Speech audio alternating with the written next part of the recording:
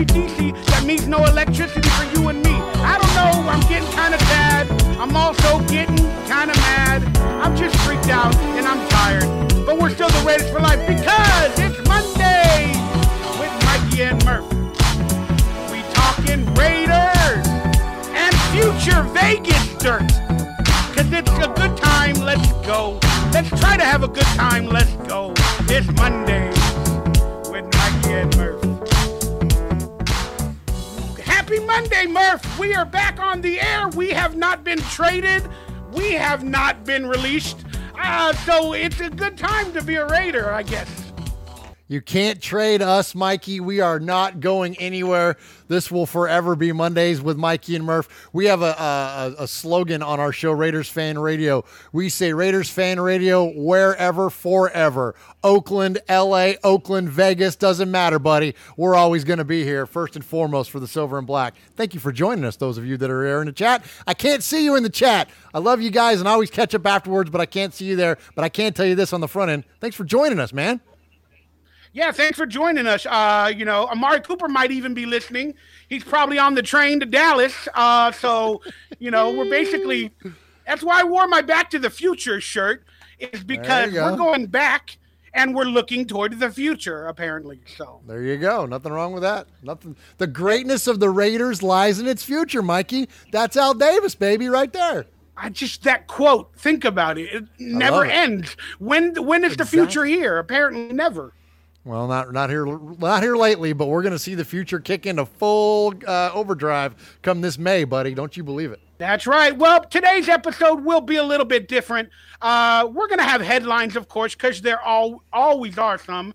But we're going to try to remove the pressure of, talking too quickly and getting to other things. And let's just talk Raiders and not worry about anything. We're going to do a state of the Raiders. We're going to discuss the Raiders as much as we can from our point of views, and I call it the state of the Raiders. So, is that a good title, Murf? Yeah, I like it. I like the whole idea of just kind of doing like a wrap-up of it's not the first half of the season, but we've certainly seen a significant amount of not only on-field but off-the-field of the 2018 Oakland Raiders, and so this will be a nice way to kind of wrap up the midpoint, for lack of a better term. So, yeah, it's going to be fun. Then we got some other fun stuff planned too, right? That's true. But if you think about it, this is wrapping up the season. In a weird way, it's only game 6, and we're basically wrapping up the season in the show. Well, I would say that if anything, Mikey, the injury that got announced today wraps up the season more than anything. Yes, that just came out, and we are now that's a good segue. Thank you. Sure. We are now into the headlines, breadlines, deadlines. They blow my mind, Murf. Rent is a good musical. I'll take your word for it. All right, the headline of the day. I awoke to about 20 messages. I slept very late today. It said, "What the hell is going on, Mikey Raider? What the hell? What the F? Everything." And I was like, I didn't know what happened. But then I automatically thought Cooper was traded.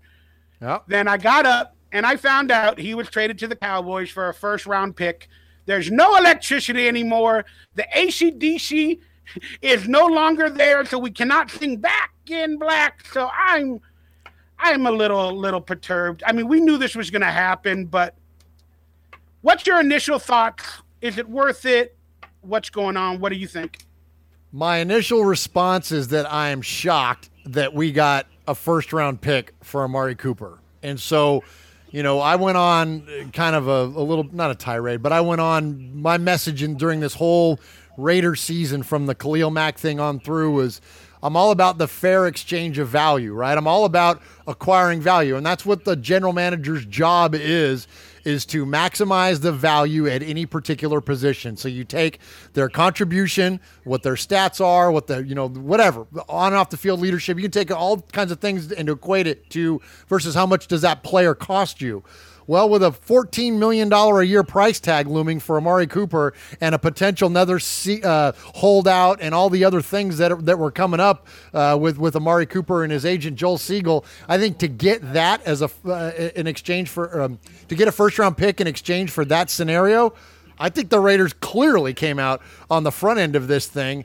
And, this just shows you that there is somebody more desperate than John Gruden in the NFL, and that's Jerry Jones, right? I mean, that guy, dude, talk about being desperate for a number one. And look, and I'm still, and neither are a lot of people that have way more educated opinions than some knucklehead on a YouTube show like me. There are a lot of opinions out there that Amari Cooper is just not a number one in the NFL.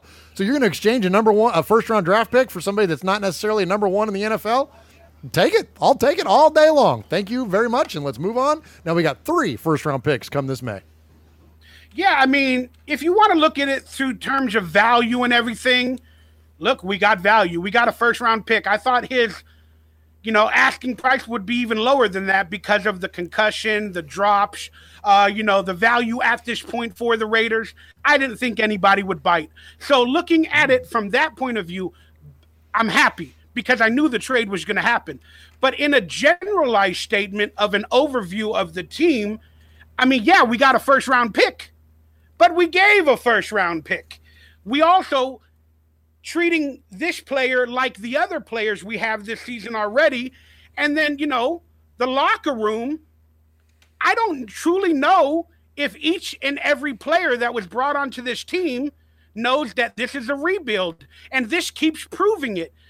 It's not a tank, but it's a rebuild, and John Gruden won't admit it. So how does Jordy Nelson react coming in as a free agent? Is he here just for the money for 1 or 2 years until we go to Vegas? That's what it is. And I think Jordy Nelson and a lot of the players in the locker room, Derek Carr as well, Gruden is lying to us. He is. They're asking, are you going to trade Cooper? Are you going to trade Mack? No, I'm not going to trade him. We're going to sign him back. Are you going to trade Cooper? No, we're not going to trade Cooper. And then today, he sent Reggie McKenzie to talk to the media instead of himself. It's good value, and I'm glad that we got a first round. And I understand Raider Nation is saying, oh, man, I can't believe it. Good. It still doesn't excuse the fact that Gruden is tearing this team apart, and he's lying to the fans. All right, let's not convolute, though, what's going on because of any particular feelings that you may or may not have. And I don't mean you, I mean the proverbial you, that may or may not have for John Gruden, okay? We know that some people are upset with the way that he's handled the roster to this point. But take that aside, because this is one thing, and that is a different thing. So I would suggest this, that in terms of what you said, well, we gave a first round for Amari Cooper, and now all we did was get a first round back. Well, that's fair.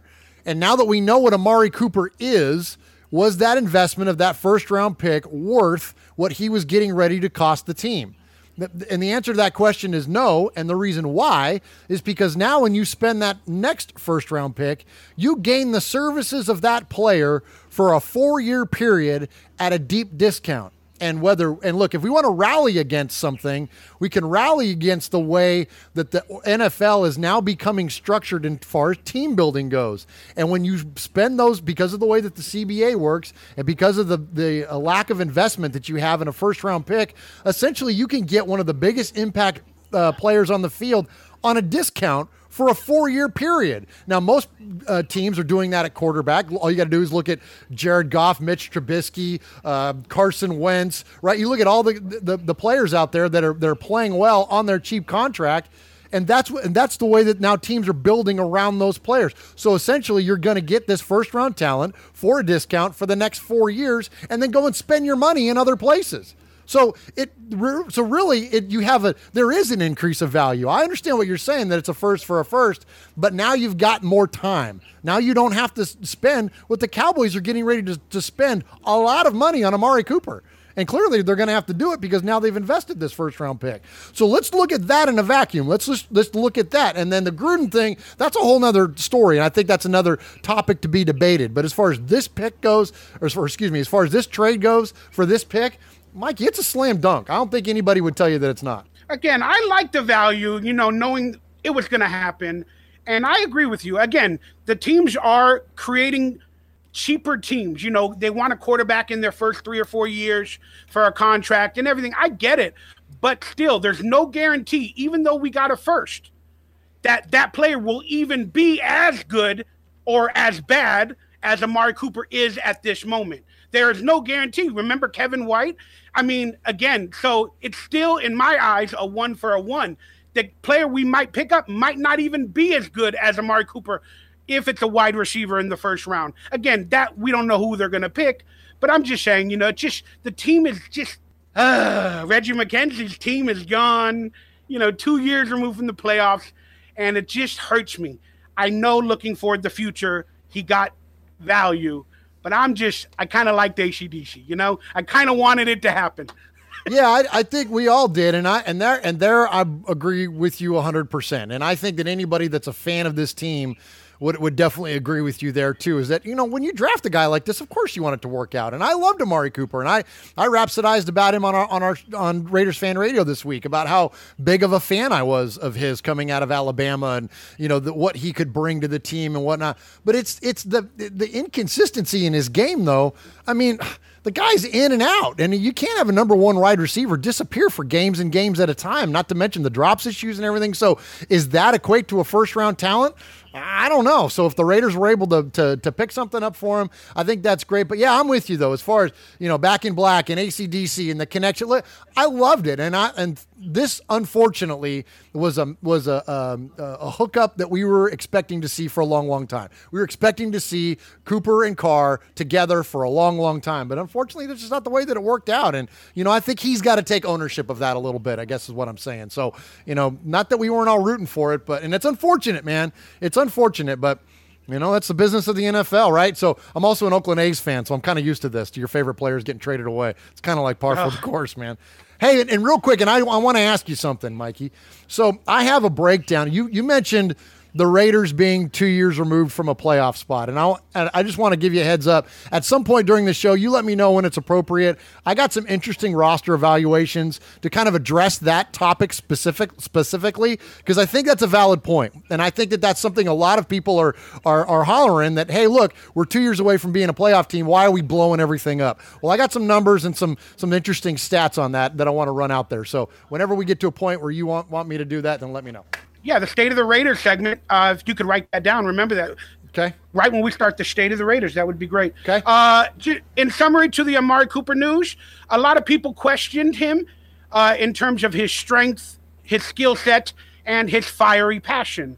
I did that in videos a couple years back, and the question that I'm asking you is, did he really love football? I can really dispute that and say, I don't think he's in it 100%, and that was proven on the field. And I think a lot of the Raiders roster has a lot of players that love football but are not 100% in. And I could even equate Derek Carr to that statement, because it's faith, family, football, but I don't see that fiery passion. And I'm not saying there's nothing wrong with faith and family before football. That's not what I'm trying to say. I'm just saying that in terms of 100% fiery passion every week, or if they're just going along for the ride, I feel that with Derek Carr, and I felt that a lot with Amari Cooper. So, I mean, you know, it is what it is. You want to rebut on that? Yeah, I'm not sure I agree with you 100% on Derek. I think he is the kind of guy that's all in. I mean, football is all he's ever known his entire life when you grow up in the family that he did and had the kind of, you know, surroundings that he did. Even like if you saw a lot of the exposés on Mahomes last night, he's another one of those guys. He just grew up around professional sports and just grew up in it and around it, and it's just who he is. It's part of his makeup, as you mentioned, faith, family, football. Like, that's it. And I think Carr's one of those guys. But in terms of Cooper, though, I'm with you, and I don't know what it is, whether it's just because of his quiet demeanor, and so he just kind of exudes a little bit of a lesser of an investment in what he's doing, maybe. But regardless of what it is, we do know this about John Gruden, and despite however you feel about John Gruden, at the end of the day, for him, it's this: if you don't care about the sport as much as he does as a player or a coach, you won't be part of whatever it is that he's doing. And I think that despite any of our criticism that can be out there on terms of Gruden, there is no mistaking his investment. There is no mistaking in his leadership, his inability to lead men, and those were things that we've missed in Raider Nation for a long time. Really, since Al kind of started to decline and started getting to his I don't want to call him his crazy years, but you know what I'm saying. When he was there was an odd phase for Al when he was kind of his fall from grace there towards the end of his life. From that point to now, we've really missed that in Raider Nation, and that's what Gruden brings. So if you're not going to match that type of intensity as a player or a coach, then you're gone. And so that's Amari Cooper. Yeah, unfortunately, he never was able to match that intensity of a John Gruden. Breaking news, we got Amari Cooper in a Michael Irvin Dallas Cowboys jersey. I wish I could have found it in 89, but, he might take 88 just as a shot at Des Bryant. Why not? The 88 Club, man. They're famous for that over there, aren't they? There you go. In a funny, interesting audio clip that I heard right when I woke up, David Carr, which is Derek Carr's brother, got the announcement that Amari Cooper was traded live on the air. And his reaction, in my mind, is priceless. And he kind of reports a snarky comment toward Gruden in protection of his brother, maybe. I don't know. You guys be the judge. Let's listen to this. It's funny. Breaking news. Amari Cooper, no longer an Oakland Raider, now a Dallas Cowboy. In return, a first-round pick. You guys have a phone booth or anything I can, like a landline? Listen, we got to make sure my brother's still a Raider. I don't know if he's. Don't you have a cell phone? Get that thing out. He might hit you up in the middle of the show. I'm just going to leave this right here in case it starts. Not yet. If he calls you, if that thing starts buzzing before our little conversation here is through, right? I'll have to insist that you answer the phone. I would. That would be podcast history. It would be. It'd be incredible. I mean, this is insane. This is kind of. You want to call Coach Gruden and give him your thoughts before he does anything rash? What I would like to do is suggest that he takes that first-round pick and couples all 3 first-round picks and try to go get Khalil Mack back. Ooh, that what? Because he's been talking about that what the team lacks is a pass rusher. Now you have 3 first-round picks. I think that you could now go to Chicago and say, hey, you know what? We'd like him back. Wow. Do you think in Gruden's press conference on Wednesday, if he talks about the trade, or after the game, he'll say, you know what? Good receivers are hard to find. No, we already know that. I mean, look, if Amari Cooper was all that great, then he may not be gone, right? That's the thing. He's still a Pro Bowler. He's still a Pro Bowler. I mean, that's a good receiver. A long time ago. I mean, that's what they always say, that, things don't ever end well because otherwise they wouldn't end, right? If things were going great, then they wouldn't end. So this thing was going badly because a lot of it had to do with his performance on the field. And, as far as David Carr's comments there, when you listen, that's a whole 2-minute clip. And you go on to where him and Damashek continue their conversation. And they both say that look, if you're a number 1 wide receiver in the NFL, you can't just disappear for games at a time, and so, obviously David Carr is not going to sell out his brother Derek anyways, but even Damashek is saying that stuff. And I think that's the general consensus. And I think that's where the focus needs to lie, Raider Nation, is that, look, as much as we can be disappointed because we're fans of the guy, ultimately, at the end of the day, you get paid for your production, and was Amari Cooper worth $14 million a year and another holdout situation where he wanted to get paid top 5 money? Well, the answer to that is no, and even David Carr will agree with you there later on in that segment. Yeah, no, I heard the clip. I just didn't want to play it all. But, yeah, at the end, he talks about Amari Cooper's flaws. Did he love football? And, he'd show up 1 week and disappear for 3. I always look at, from the aspect that he made a joke. I hope my brother's still a part of the team, so that means it was a shock to David Carr, and him and Derek are brothers and they talk constantly and they're a lot similar. So if it was a shock to David Carr being an announcer and knowing the news reporting and him asking the question, is my brother still going to be a Raider? That means they know that what's going on and they kind of don't like it and they're a little scared that Derek Carr might not even be a Raider as well. So I just, that's why I reacted. It was priceless. I just thought it was priceless. He's a broadcaster. He's going to make jokes, man. I think let's not read too much into it. Yeah, well, he reacted. My brother's still a Raider, and I agree with that because I believe Derek Carr is next, whether it be next year or not. All right, apparently about an hour ago, Marshawn Lynch was officially placed on IR, which means 8 weeks on injured reserve if he comes back. So that's really sad because they initially thought it was 4 games, but the report was that IR was possible. They would not say that if it wasn't, and he was officially placed on IR. And if he comes back after 8 weeks, there will only be 1 home game left versus Denver. So is Marshawn Lynch's career over? Will he play another game? Just give me your thoughts on this, because he was the best part of this team this year moving forward, and he's a pure Oakland native, and I'm really sad for the city of Oakland. I'm heartbroken, man. Yeah, this one stings, man. This one. I mean, I don't know any other way to state it other than it's just sad, and it's sad for a multitude of different reasons. This guy, this season has been the heart and soul of our football team. As you mentioned, what he means to the city of Oakland and the community, really to all the Bay Area, man. I mean, he's just become such an awesome figure and an awesome representative of Raider Nation and the city. And so it's unfortunate. I'm hoping, my prayer for this whole thing is that he comes back healthy enough to get that last game in Oakland, and gets a proper send-off, gets a proper time to tip his cap to the crowd and ride off into the sunset, and then we'll see him in 5 years in Canton, Ohio. That's kind of my hope for this whole thing. But it's just unfortunate, man. And I don't know. I don't even know what else to say about it. It's just a bummer. This one stings way worse than this. And what's funny is that being that he's only been here for a couple of years, and even last year, I think fairly, a lot of us were critical of how he handled the Marcus Peters situation, whatnot. But at the end of the day, as of right now, this guy is it as far as the spirit of the Raiders goes. And this hurts more. This hurt my feelings more today than Khalil Mack or Amari Cooper ever could. And those guys were career Raiders. You know what I mean?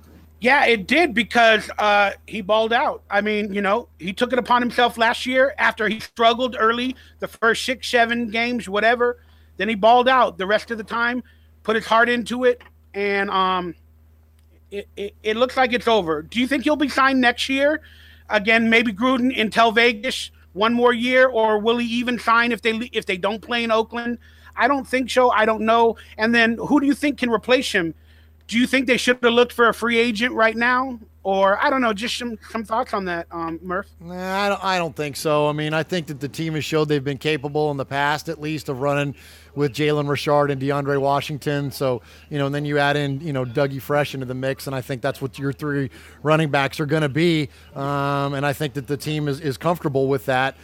So, no, I don't see them pursuing another free agent. And then as far as Marshawn's career goes, I mean, look, even if he really wanted to, you're coming off an injury like this, and he's going to be, 33? I mean, look, only the greatest of the greats ever even can play. And not even the greatest of the greats. Like, it's just a rarity for players to be able to, at running back, to continue their career on. It's not like where, as a corner, you can transition into safety, or even some linemen, you could, like Penn, we see extend his career by moving out to right tackle. When you're a running back, you got one job. You know what I mean? And you're not going to transition into another position or I don't know. So I think it's just, I think it's going to be it, and especially the idea that, look, the Raiders, they don't even know where they're going to play next year. And the only reason he came back was to play in Oakland. There ain't no mistake about that. Yep. He's not going to sign another year to go play in San Diego, to go play at Qualcomm for a year or share a stadium with the Niners or whatever. You know what I mean? Like, he's not going to come back for a year to do that. Yeah, he's definitely, he brought his brand up, and he's got marketing, merch, and all that other stuff moving forward. And hopefully he'll take his fun-filled, loving antics, to the corporate world, if you will. Le'Veon Bell, do you think that's a possibility, real quickly, in the future? If he wasn't the same situation as what Mack and Cooper were offering, then I would say it probably would be a lot more feasible than what it is. But again, you're talking about a looming contract. So even if you trade a first over to Pittsburgh to get Le'Veon Bell, you got to sign him to a freaking 4 or 5 year deal coming up, because that's the whole reason that he's holding out. And he's holding out because, even more so, because he says that he's not just a running back. He says he's a receiver too. So he wants to get paid that kind of money. So, look, are you going to pay Le'Veon Bell, $15 million? I don't even know what the going rate is. I'm just throwing that off the top of my head. But, are you going to pay him $15 million a year? At least 17, I'm thinking. Sorry. Yeah, so there you go. So, is that all so the Raiders have spent all this time kind of avoiding these monster contracts, and you're going to pay 17 a year for Le'Veon Bell? I don't know. John Gruden loves him some running backs. He drafted Cadillac Williams, for crying out loud. So, crazier things have happened, and they certainly have the equity or the capital now to be able to go out there and acquire somebody like that. But I don't know. I think that's kind of going in the reverse direction. Yeah, I don't know what's going on, Murph. I'm just gonna let fate take its course. I can't figure anything out, Murph. So I'm just like, I don't know. But herein lies the question. I mean, everybody's being traded, released, all the the high priced Raiders, all that other stuff. Derek Carr. I mean, he's struggling, and Gruden called him a franchise quarterback. But Gruden on many occasions said Mac will be on the team, Cooper won't be traded. Again, I'm not trying to go into the Gruden drama, but I'm just saying he said Derek Carr is his franchise quarterback moving forward. But we can clearly see that they're cutting people, high-priced people, to trim the roster. And now we got all these draft picks. Let's speak on Derek Carr. Not his play on the field. Is he going to be a Raider for life moving forward from your perspective? I certainly hope so. And, I think that, and we'll get into this more when we get into the roster, but I think that the model of the NFL is that you have to have a franchise quarterback. Now, what's interesting about this idea, that they might move on from Carr, and I think where there's some validity to it, is that, John Gruden is a student of the game, and he understands how the game works, right? And as of right now, the current model of team building is that you get a cheap quarterback, you hit on your quarterback in the draft. They're more prepared now than they ever have been.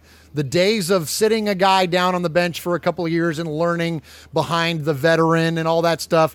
The last person we saw do that was like Aaron Rodgers, if you think back to that, sitting behind Brett Favre. And, but those days are over. Now you get these guys that are pro-ready. They're hitting the ground running. They're doing well from the onset, or at least well enough to make the team competitive.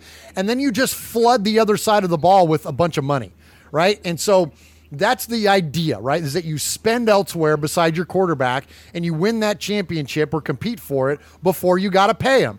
And so when you look at the history of the NFL here lately, you got to go back to really about 2010 when Peyton was kind of the man in Indianapolis and was the highest paid quarterback at the time, and they won the Super Bowl, against the Bears. Since then, if you look at Aaron Rodgers, he won his Super Bowl before he got paid. Roethlisberger won it before he got paid. Russell Wilson won it before he got paid. Joe Flacco won it before he got paid. Carson Wentz won it before he got paid. The only exception to that is Tom Brady, and if you think about Tom Brady, he plays at a discount because he doesn't need the money. He's already made all his money, and his wife makes more money than he does. So it allows the Patriots to spend that money in other places. So all that said, Gruden's no dummy. I mean, could this be a possibility? I hope not. I mean, I like Derek Carr, and I think if given the right opportunity and in the right setting, he can be one of the best there is. But look, that's not the way that, if you look at the NFL, that's not the way they're built nowadays. I mean, now there are exceptions. You look at Matt Ryan, right? You look at Cam Newton. There are other teams that have made Super Bowls. They haven't won it, but they've made Super Bowls and had appearances on quarterbacks where they spend that money. But when you look at the teams that are winning consistently, right? Now look at today. It's Jared Goff, right? They're not paying Jared Goff. The Rams aren't, right? So I don't know, Mikey. It's a possibility. It was certainly more of a possibility today than it would have been, a decade ago, right? I mean, yeah, getting rid of my disdain for the decision making and all that, but that is today's model of the NFL, and it's been proven by a couple of teams recently. Even players like Patrick Mahomes, I don't want to talk up a rival, but my God. There you go. He looks great. He looks great. He's able to run around the field and switch and turn, and you don't know where he's going to be. And then you spoke of Jared Goff. Sean McVay is a Gruden clone. And I think Gruden, if he was doing the model of the NFL when he last coached, that's what he would keep Derek Carr. But I think he literally is doing or trying at least the model of today's NFL. And I think he's doing exactly what the Rams did before they left St. Louis. Think about it. The Rams tore down their roster the last year in St. Louis before they came to L.A. Then they came to L.A. They had one bad year because they still had that head coach, but they got all Gurley and all the draft picks. And then now they're winning with the new head coach. I know we're not going to get a new head coach, but Gruden, it looks like he's doing what the Rams did. He's breaking down the roster, and he's going to build it up, and then hopefully when they're in Vegas, we got a team like the Rams or whatever. I mean, I know what Gruden's doing. Doesn't mean I agree with it, but you're completely right. And I hope Derek Carr's a Raider for life. I like the dude, but I don't see it in the cards. I could see the Raiders and Gruden moving on. I really, really can. With that reaction from David Carr, I can see it happening. Well, the only caveat to that is that probably more than the McVay-Rams model, we know that Gruden has an affinity for the Patriots model, and I'll get into much more of this later. But if you look at that Patriots model, you got the quarterback on a discount, right? So Derek Carr has a very favorable, actually, team contract. Even though he's a $25 million a year man and all that, when you look at actually how it impacts the team and the salary cap, it's pretty favorable. So I think, if anything, Derek's got that going for him, and we as fans have that going for us, for people that want to see him remain in there. But again, I think that it's possible. I mean, anything's possible at this point, right? I mean, kind of all bets are off now. But I would. Let's hope that it stays, that it follows that Patriots model. But that's the only caveat at this point. Well, we'll find out, and we'll just go into this real quickly. But the players on the team, again, I don't know if they were brought in thinking it's a rebuild or if they truly knew. I don't know. And I just feel that, these decisions are weighing in on the players, where they're realizing what's going on. They're professionals. They're going to deal with it. But, Gruden every week is saying something, and then the media is going off on it, or he's saying, he doesn't know where the report came out, or he's not trading Cooper. That's not what they're doing. Then it all happens. And then, I don't know. It's just, are the players buying into the rebuild? Let's just write it or label it like that. Are the players buying into Gruden in the rebuild? Because they're not going to be on the roster. I mean, right.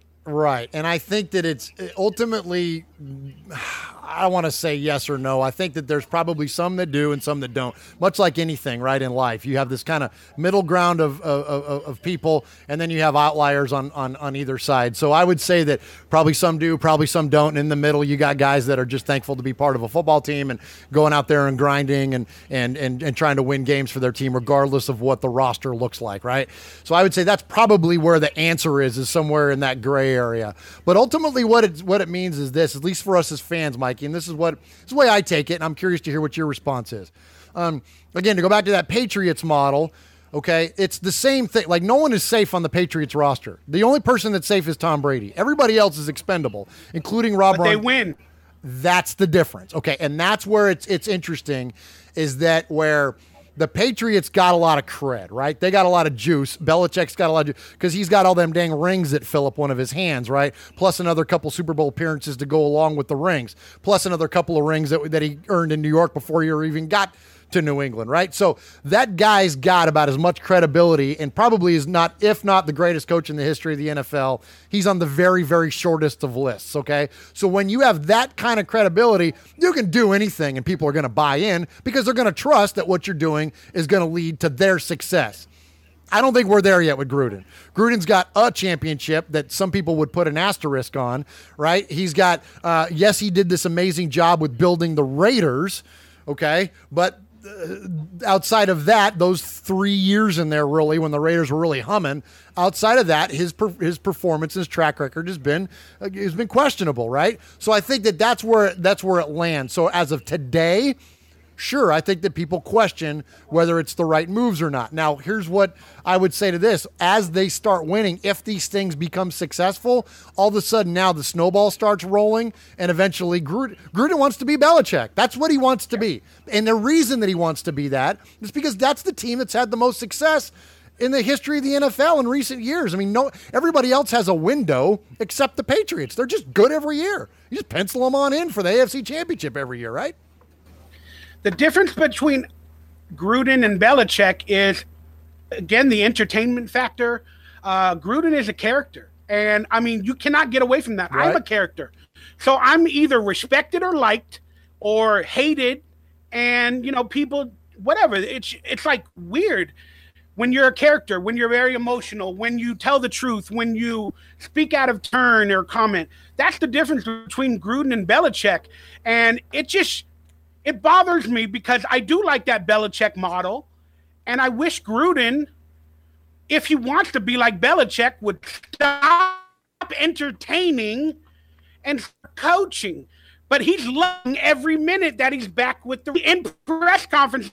he laughs, he makes jokes, he says what's on his mind, and it just kind of, I get salty at it sometimes. And then he calls players out.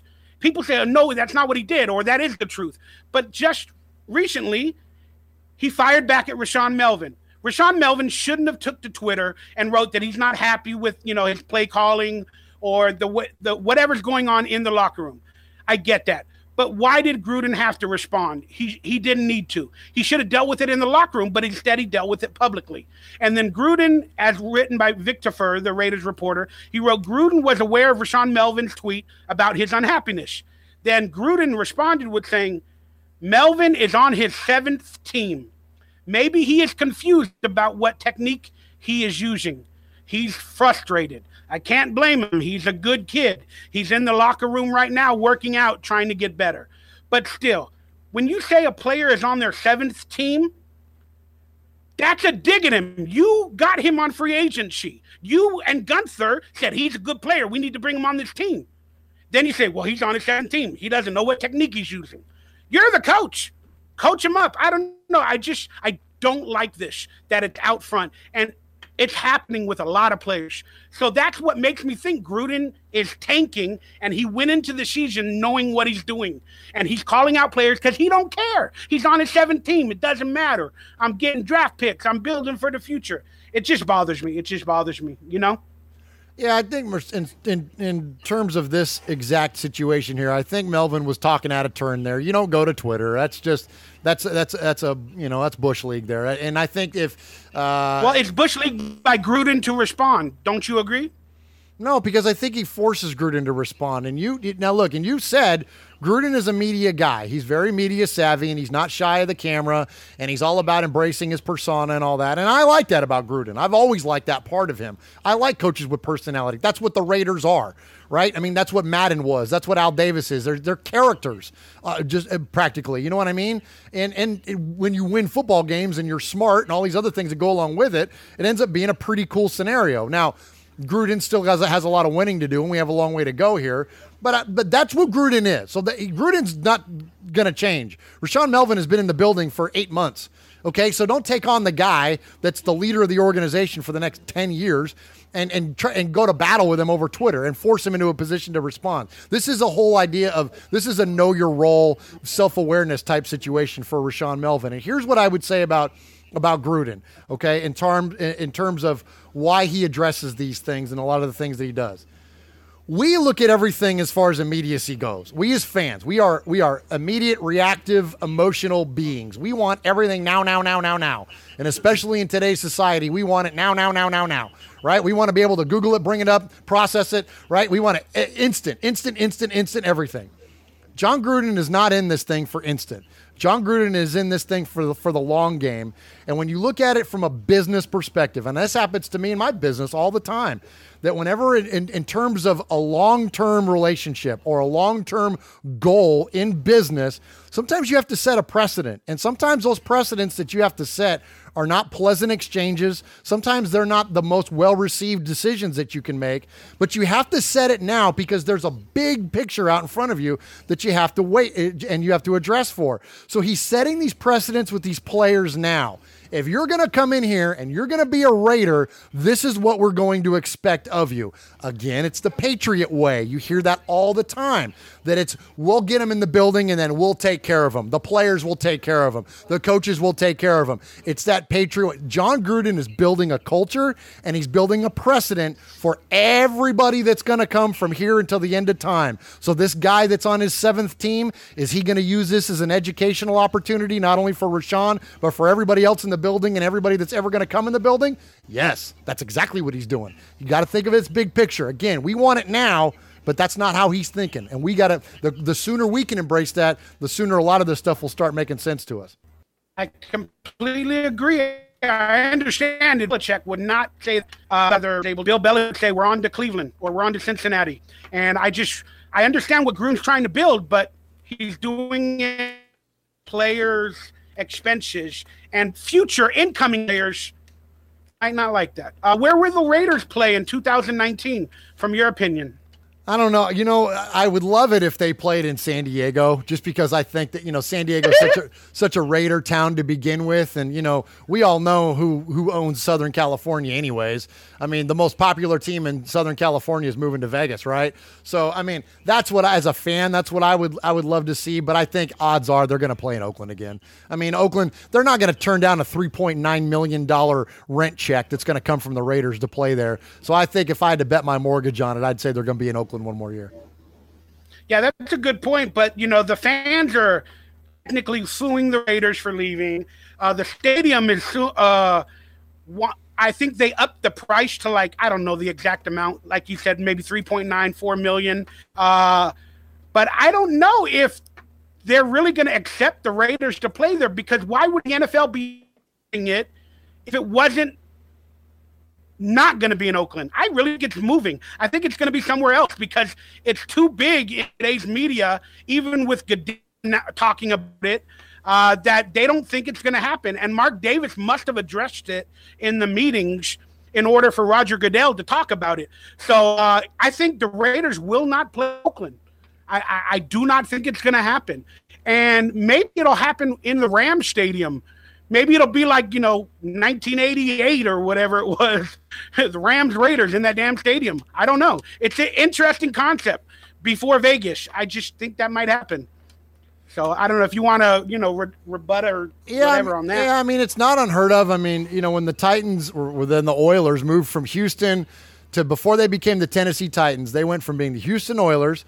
Then they went and they played a year in Memphis at the Liberty Bowl. Then they went and played a year at Vanderbilt Stadium. I used to go, that was when I live in Middle Tennessee, for those of you who don't know now. I grew up in the Bay Area, but I now live in Middle Tennessee. And I would go to Vanderbilt and I would walk up and go buy tickets the day of at little old Vanderbilt Stadium and go watch NFL games and go watch the Tennessee Oilers play, because that's the way that it worked back then, until they built now what is Nissan Stadium, their 65,000 seat stadium. So it's not unheard of for teams to do this. Now, that said, Sam Boyd Stadium is not probably going to be an option. In fact, Mikey, if you want, I have a clip of Mark Davis recently addressing this thing. It's only about 20 seconds long. You want me to play this for you real quick? Sure. I mean, if it doesn't have logos, is it video? Oh, it's not a video. No, it's an audio clip. Here, check this out. This is Mark Davis addressing where the Raiders are going to play next year. Is Las Vegas a viable option next year? My personal truthfully, I don't believe so. I don't believe Sam Boyd could be made NFL ready by next year, and I don't know that it would be worthwhile to do that. San Diego? I don't want to get into potentials, but it's a beautiful city. There you go. So, I mean, look, San Diego's the one on the table. They're not going to share a stadium with the Niners, which is funny because that stadium was built to accommodate two NFL teams, but the Raiders are just not going to play second fiddle to the Niners ever, and I don't blame them. So I think if it's not Oakland, Mikey, San Diego's my next favorite on the list. Did he do this on purpose? I mean, he said he put a lot of research into when the Raiders should travel to London, and he said, he put a lot of research and he made the decision. They left on Thursday late. They arrived Friday afternoon in London. They did press, and then they took time off. Then they woke up Saturday, had an early walkthrough, no practice. Then they played on Sunday, which is actually the second day to the late second day in London. And the experts, again, there's always an expert on each sides of the coin, but they said the second and third day in terms of travel are always the worst on human bodies. And then Gruden, after the game, said, they asked him, oh, you put in research. Did that have any effect on the law or on the game and all that? He goes, I don't really know. I don't really know about, bodies and travel. He's like, I don't really even want to think about it. But earlier in the week, I wish I had that clip. I promise you, I'll find it if you really want me to prove it. But he said he did research into it. Then he said he didn't really care or didn't know after the game. So it's just, I don't know, man. Did he make another mistake in your views? The other team left 2 days or a day and a half before, and I think he did. I think if he did any research, they said the second to third day are always the worst, that the fourth day is always the best on a body, or the first day. I think when you go into a place like, whatever, you go on the road and for technically a home game, and you get throttled and you get embarrassed the way that they did, I don't think that your sleep schedule or any of that stuff had a significant of enough impact. There are so many gaping holes and so many problems with this football team that, did he do it on purpose? I don't know. And I think it's all, you can second guess this kind of stuff after the fact all day. And people look at, and is it better to have the bye week so you can get your players rested, or is it better to not have a bye week so that way you could stay in rhythm, right? Like it's ultimately it's a coin flip, man. And I don't think this kind of stuff matters. I think when you're a professional organization and you're a professional football team, you're able to get up regardless of the circumstances. And could this have had an impact? Sure. Could it have had the amount of negative impact that led to the dismal performance that the Raiders had, where they were embarrassed and put 3 points up? No, I don't think so. Yeah, I understand. We lost the game. But I just think if he said he put in research, the research is proven from a lot of ads. There's always going to be people that disagree, but there was a lot of research by the reporters after, and they said if you did the research, the second and third day are always the worst on the body. So it just sounds like another Gruden lie, or he didn't do the research. I don't know. I just wanted to throw that out there because this season is getting me. This is like getting excited about punters. At the end of the day, it really doesn't make that big of a difference. Again, I am so over fighting that I just can't do it anymore. It's like I don't care anymore. But there's somebody, I saw a video, literally. I made a video a couple years back called The Raider Revision, when I was able to put clips and all that about who held the playbook during the Super Bowl. And then there was a video where somebody said that Gruden is doing all of this. It's the longest con game in the NFL. That, when Al Davis traded John Gruden, his wife was very well-spoken, and she was so mad, and she goes, this kills our family. And she was asked about it in an interview just this last season. And she said, it still stings, and it'll forever be in the hearts of their family. At what happened, how they had to relocate and all that in the middle of the night. And then the report said, Gruden is playing a long con game, that he waited for Mark Davis to give him $100 million so he can't be fired, and that he's pulling revenge even after the Super Bowl and Bill Callahan on the Raiders, because now he's got $100 million, 10 years, he can't be fired, and he could dismantle the team and ruin it before they even go to Vegas and make money. Just your thoughts. Do you think Gruden is playing this long con game? I like conspiracies, so I like doing this, Murf. Yeah, I don't know. I'm not good at evaluating this type of stuff because these things get lost on me. I call it mental masturbation. Like, you know what I mean? Like at the end of the day, like, what have we really accomplished? Like, I don't know. I mean, is it kind of fun to? So I'll play along. No, I mean, I think that, people have a lot better things to do in life than to play a, 20-year game of revenge. Like, this is not the movies. You know what I mean? Like, this is not, come on. I don't buy this for a second. Not even close. You're going to tarnish your legacy. You know what I mean? Everything that you mean, where you're going to go down in the record books, and when you're being held up in comparison to some of the greatest coaches of all time, and you're going to let your legacy be completely, derailed because you have some revenge game in play. Come on, I don't. What about 2002, man? I'm sure you know the story. Do you believe him and Callahan created sabotage with the playbook, and then Gruden flew out Callahan and his entire family to the Pro Bowl 3 days after the loss? No, I don't buy it a bit. What I think is what everything proves that if you look into it with a fair eye and you look at what the actualities are of it, is that Bill Callahan was a moron, and Bill Callahan didn't make any changes to the team based on the fact that he was going up against the guy that invented the offense that he had in play. And the players were calling out the audibles, and the players were calling out all the plays and everything else at the line of scrimmage because they were prepared for it, because Callahan didn't change anything. It was the same call. So his lack of preparation and his arrogance, that's what cost him the Super Bowl. It wasn't some grand scheme. You know what I mean? So no, I don't buy into that a bit. I But it's fun. I think it's fun that you do, and the videos you do, and all that. The conspiracy that's fine. And Art Bell, God rest his soul. Maybe you could have been a caller on one of his shows, and you could talk about UFOs and the playbook. Hey, I love it. It's my life. It's what I do. But I still believe sabotage. I still believe it. I don't care. And maybe that's what led into my Gruden hatred today. It's just I can't get over it.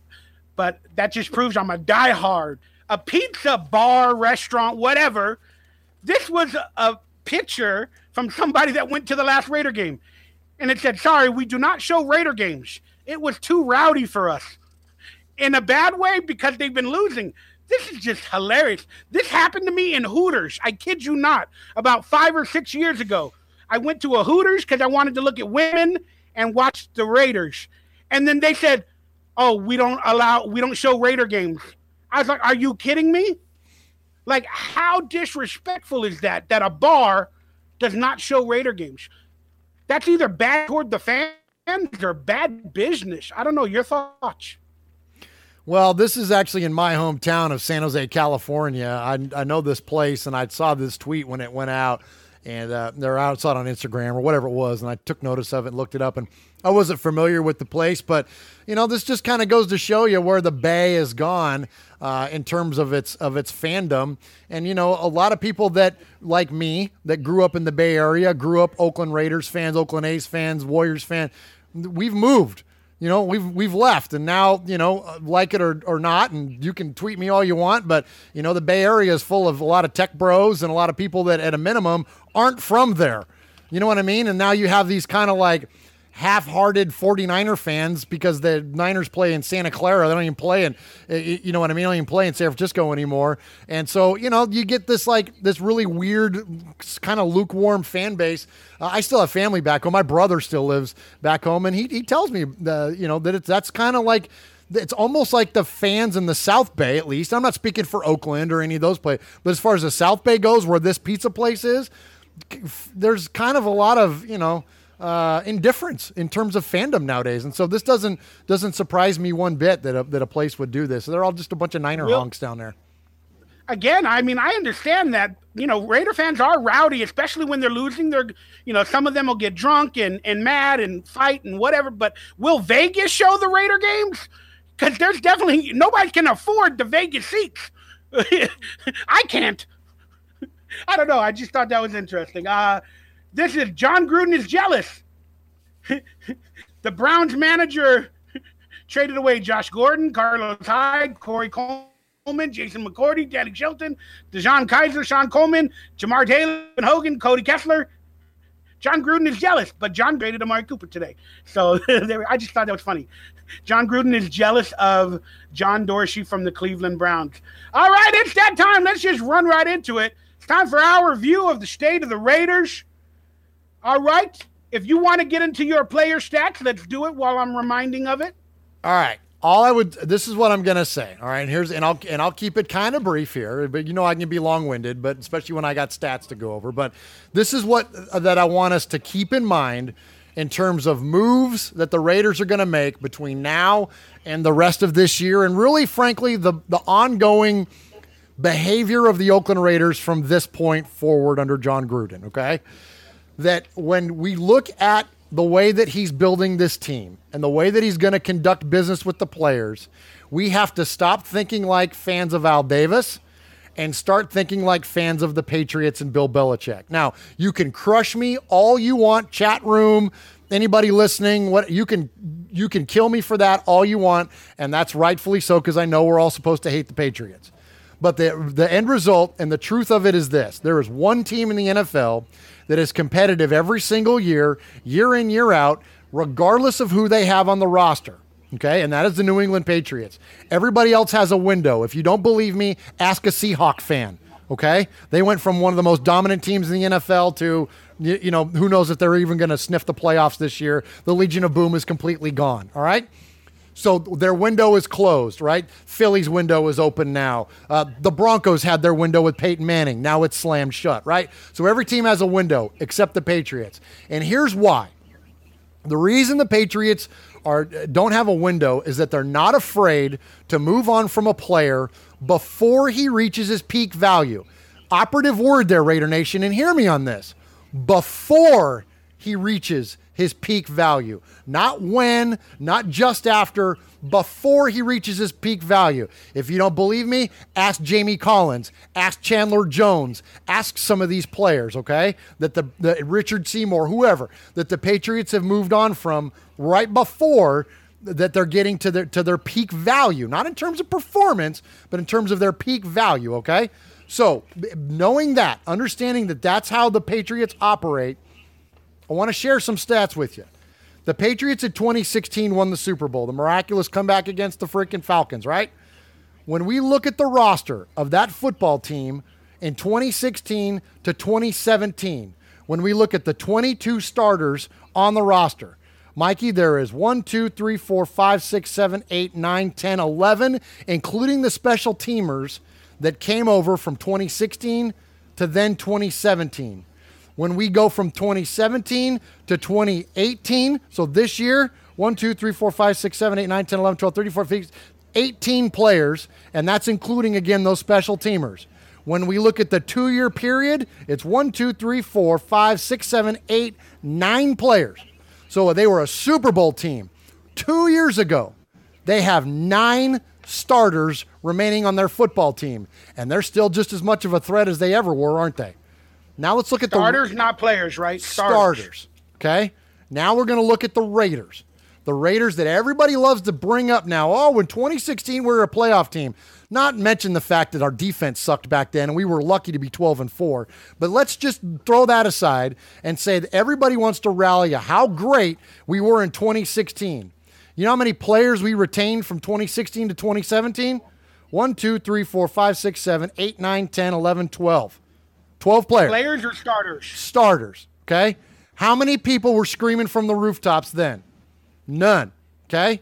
Now, from 2017 to 2018, 1, 2, 3, 4, 5, 6, 7, 8, 9, 10 players remain from 2018, 2017. In terms of 2018 to 2016, 1, 2, 3, 4, 5, 6, 7, 8 players. It's almost the same structure as what the Patriots have gone through. Now, listen, the results are not the same, and I completely concede that. But we're talking about 2 coaches, 2 completely different organizational shifts and whatnot, so there's a lot of other dynamics that come into play.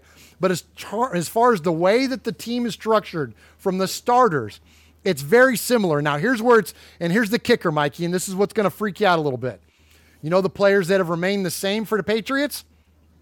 Tom Brady, right? Derek Carr for the Raiders, right? So 1-to-1 there. You know what else has stayed the same for the Patriots? Their 2 guards and to their center. The interior of their offensive line has remained the same. Joe Thuney, David Andrews, and Shaq Mason. You know what else has remained the same for the Raiders? Kelechi Osemele, Rodney Hudson, and Gabe Jackson. The interior of our offensive line has remained the same. You know what else has remained the same for the Patriots? Their 2 safeties, Patrick Chung and Devin McCourty. You know what's remained the same for the Raiders? Our 2 starting safeties, Carl Joseph and Reggie Nelson. Now, technically, you could throw in Marcus Gilchrist in there as a change, which I would, and I did, and I accounted for that number. But you get the point that essentially it's the same. Now, we had a turnover in special teams, right? Because going back 2 years ago, we were What about Julian Edelman? Julian Edelman, as far, let's see. So, no, he was not counted because he was hurt, right? So he wasn't counted on there as a wide receiver. Okay? But he was on the Super Bowl team. But he was on the Super Bowl team. That's correct. And so, no, I did not account for Julian Edelman. Gotcha. So if you want to add him in, then that's fine. And really, you could add Gronk in. And for that matter, too. But also not counted on the Raiders list, though, I didn't count Jared Cook, right? Because technically he wasn't a starter, so I didn't count Jared Cook on there. But you see where I'm going. So there's yes, we could make little arguments for players here and there, but as far as the concept goes, this is what we got to get used to, is that we're trying to build a culture. We're trying to build an organization, and we thought we got that. We thought we had arrived at that under Jack Del Rio and mainly really under Reggie McKenzie. We thought we were getting that culture change, but really we didn't. And here's why it's important. Because the way that Al operated, he would just go out and sign Larry Brown, Desmond Howard, Javon Walker, D'Angelo Hall, Richard Seymour. Stop me if you heard this story, right? He would just go out and sign those players. That's what Reggie tried to move away from. Well, we thought we got it moved away from it, but really we didn't. Now with Gruden, we're really moving away from that. And we're adopting the model of the Patriots because that model shows that that's what wins in today's NFL. And then I'm going to throw you one last set of numbers, Mikey, and then I'm all finished. In terms of actual snaps lost, when you look at how many snaps from previous year's players to this year's players, the Oakland Raiders collectively, when you add the offensive and defensive snaps together, they are 5th on the list as far as snaps retained. Okay, only no. Hold on, I backed that up. No, I messed that up. Sorry. That's on offense. So when you add the numbers together, they are 20th. They're 20th on the list, which is good because most snaps given up, I really boogered this one up. Sorry. Most snaps given up was the Arizona Cardinals. To give you an idea, they've now turned over 12,000 snaps. So that's the amount of players that they had on the field at any given time from one year to the next. They've given up now 12,000. The Raiders are at 9,000, which puts them about 20th on the list. So when you look at the totality of the teams as far as roster turnover goes, the Raiders are way down at the bottom compared. So to give you an idea, at the top, it's the Cardinals, the Giants, the Texans, the Bills, the Dolphins, the Ravens. Those are the teams at the high end. The teams at the bottom, Falcons, Rams, Steelers, Titans, Saints. You get the idea, right? So the Raiders are on the lower end of that. So they really haven't turned over the roster even as much, despite everything that I just said, they really haven't turned it over even as much as what we think that they have. So I said all that to say this. Let's start adopting that Patriots model as how they were going to build the team, and that will help us with our sanity a lot more going forward. Well, first off, I'm going to send much love and thank you for doing the research. Again, that wasn't necessary. You went out on your own and you did it, and I will not hate on anything. I am going to applaud you for putting in the work on this show, and I appreciate it. Whether I understood everything or not, clearly I do not, because I don't get a lot of things in life, but thank you for putting in the work, Murf. Appreciate it. In summary, I wish we would have a Raider model. I'm just tired of hearing the Patriot model.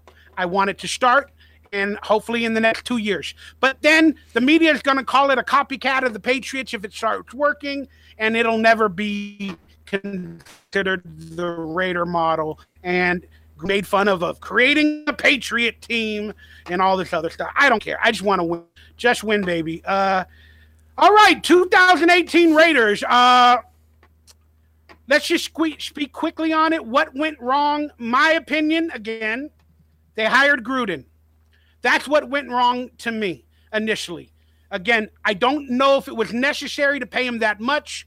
I know Mark Davis wanted him back, and I know in Raiders lore, he is the man. He is the figurehead. He is the Al Davis for the Raiders of this generation, post Al Davis.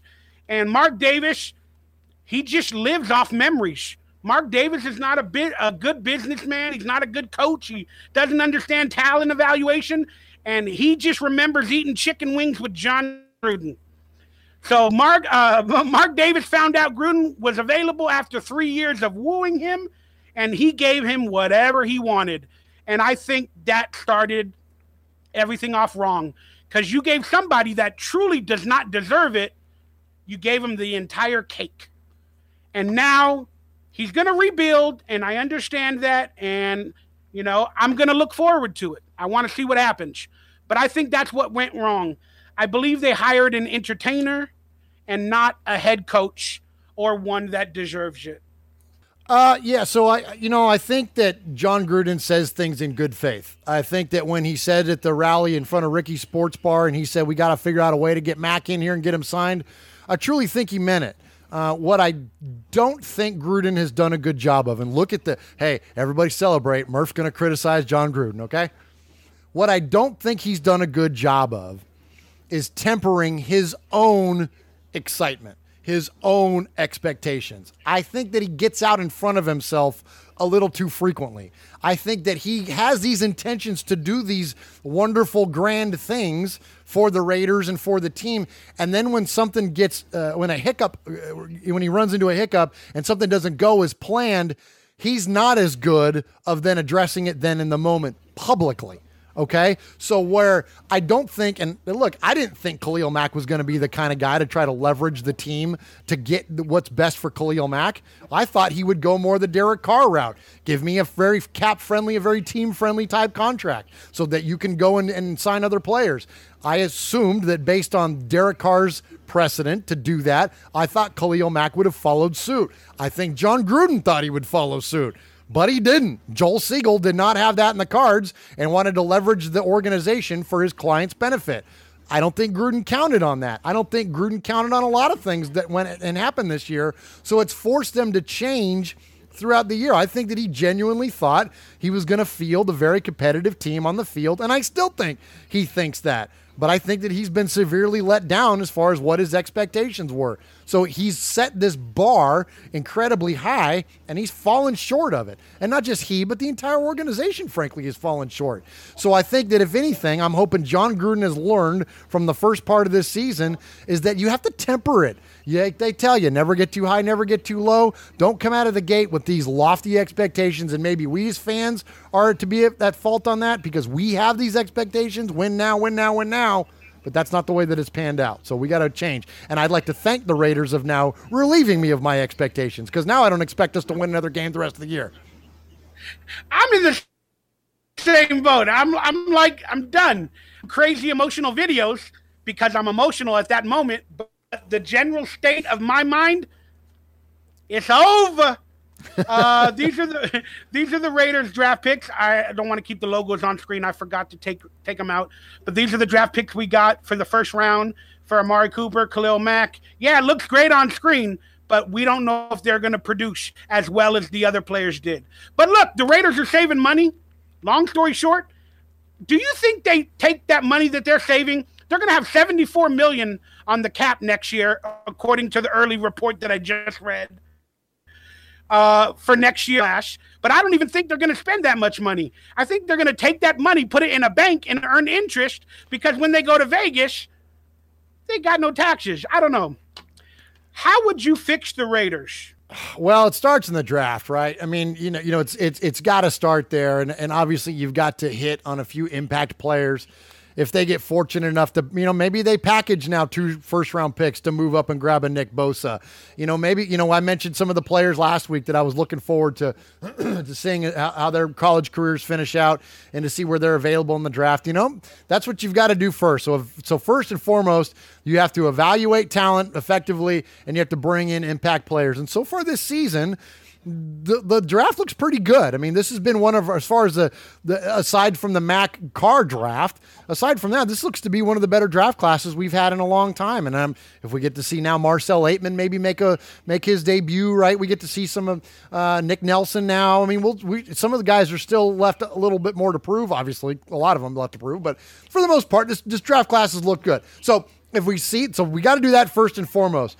But then here's what the thing is, Mikey. Now with all this money, we know Gruden loves veterans, and despite any of the defense that I'll make for him as far as certain players go, there's no denying the fact he likes veterans. Now, I don't think there's anything wrong with that as long as there's a good balance in play. But so if you draft well again, and now you take a lot of this money and you go out and make some moves for some other players, what does Raider Nation think if Patrick Peterson and Earl Thomas are in our starting secondary next year to go along with Darryl Worley and maybe Conley or whatever, right? Like all of a sudden, like once the picture becomes full, once the picture becomes more clear, then I'll feel a lot better about it. It's like when watch a Star Wars movie, right? Like everybody wants to be critical of The Last Jedi. Last Jedi wasn't my favorite movie in the world, but I want to see what happens in the next one first because they might just be setting us up for some other craziness that's going to go on in the next one. And until we know how it plays out, we can't really judge how this one was, right? So I'm hoping, you asked how you fix it. I think that's how you do it. First, you would have another really high impact draft class, and then you start padding it in with some of those kind of guys via free agency. And that's where now all of a sudden, where right now we have a void in defensive leadership. If all of a sudden Pat Peterson and Earl Thomas are on our team, guess what? Leadership addressed. Done and done. There's your captains. Let's move on. Let's go, win some games, right? So we'll see how this thing plays out. You're assuming that John Gruden will pick up free agents that are star players that require a high value. It's proven that he's getting rid of those players. So, again, we don't know if that's going to be the case next year. I don't know. But next year's draft, according to the experts, is full of defensive players, meaning it's a defensive draft, according to the experts. So maybe that'll be good, to stockpile them on top of this year's draft class. And that'll create a nice-looking defense behind, hopefully, a couple of veteran free agents that are really star-studded players in key positions. I mean, I hope they address – I don't want a rookie middle linebacker unless he's guaranteed to be a stud. I don't want a rookie safety to be the end-all of our defense if he's not a stud. But we cannot predict whether these first-round draft picks are going to be stud. But it is going to be a defensive draft. But if you're asking me my perspective of how to fix the Raiders, well, it's already being fixed. He's gutting the roster. Whatever's going on is going on. But you get rid of Carr. At this point, I think Gruden is too far in. If he's going to go to that model of cheap players, building a team from scratch, he wants to be a quarterback guru. Today's NFL's got Patrick Mahomes, all these other players for cheap. You get rid of Derek Carr right now. You just do it. Or next season for $7 million that he'll only take off of the team. But if you get rid of him now, you don't have to pay the rest of the money. And then you probably only got $7 or $10 million left on this year's roster as well. But it's already happening, so just do it. Just cut the Band-Aid. Just get rid of Carr. Right. Let's do it. But there is no quarterback in the draft next year, according to experts, really amazing. So, but I'm just if you want to fix the Raiders, let's just continue the bleeding now. Let's bleed out. Let's get all the cuts done. And then let's just move on. Because every 3 weeks, we're is he going to be traded? What's going on? I'm just tired of it, man. Just do it. And tell the team what you're doing. Tell them you're rebuilding. Tell the team, say, that's it. We're doing what we're doing. Just own up to it. I don't know. That's how I fix it. And I'll probably be fixing it wrong. Who cares? I think it's fair, Mikey. I think out of all the times, over the past few years, I would have disagreed with you. And I would have disagreed with you early on in this season. But I think at this point, I'm with you. I'm with you. And it's because, again, and I've pledged numerous times to be all about the value exchange, and I'm not going to stop now. Now, do I think a number one draft pick or a first-round draft pick is worth Derek Carr? I don't know, because they're so hard to find. I know we've seen some amazing ones lately, and you mentioned Patrick Mahomes and Carson Wentz and Jared Goff and all these guys. I know there's a lot of them out there, but they're still, believe it or not, they're still really hard to find. Sometimes you end up with Blake Bortles, right? So you got to be careful there, So I don't know. I'm on the fence on that one. I'm hoping they stick with Carr, but it's not. I'm with you though, Mikey. I could see it. I could certainly see it. The only issue I have is if that's the plan of getting rid of Carr, or if he's keeping Carr because he still believes in Carr.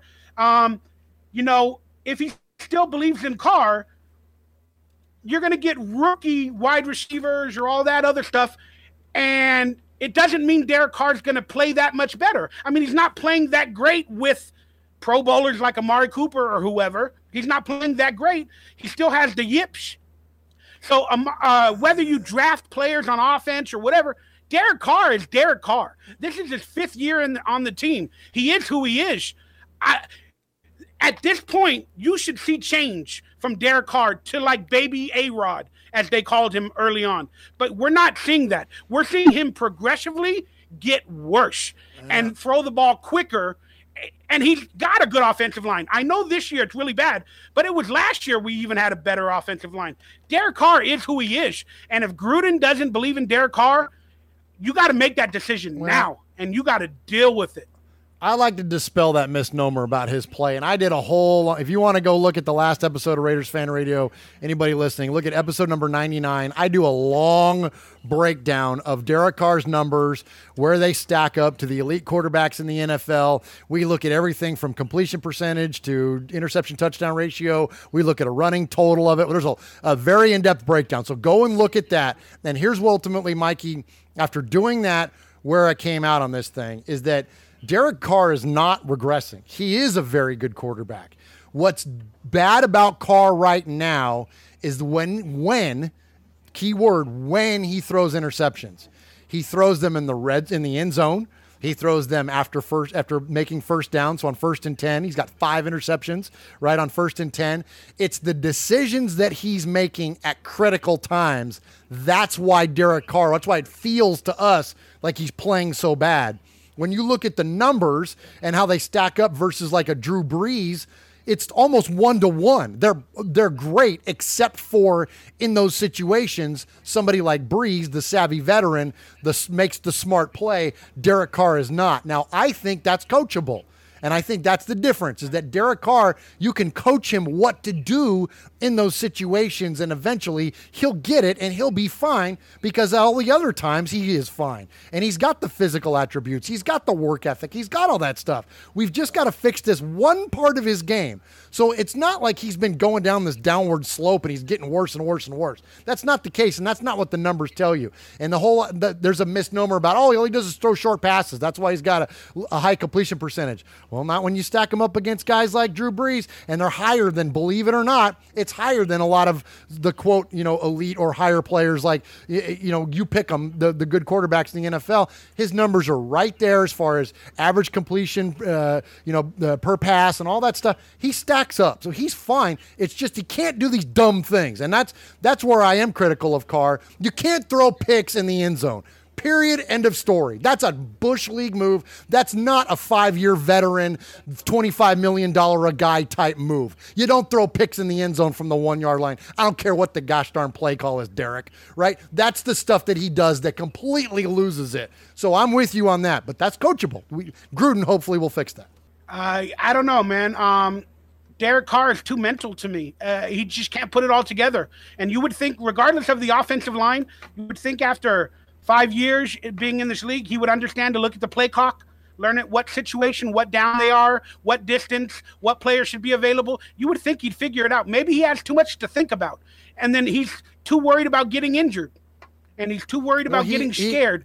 I don't know. In the game against Seattle, Mikey, I don't know if you know who Gypsy Safety is on Twitter.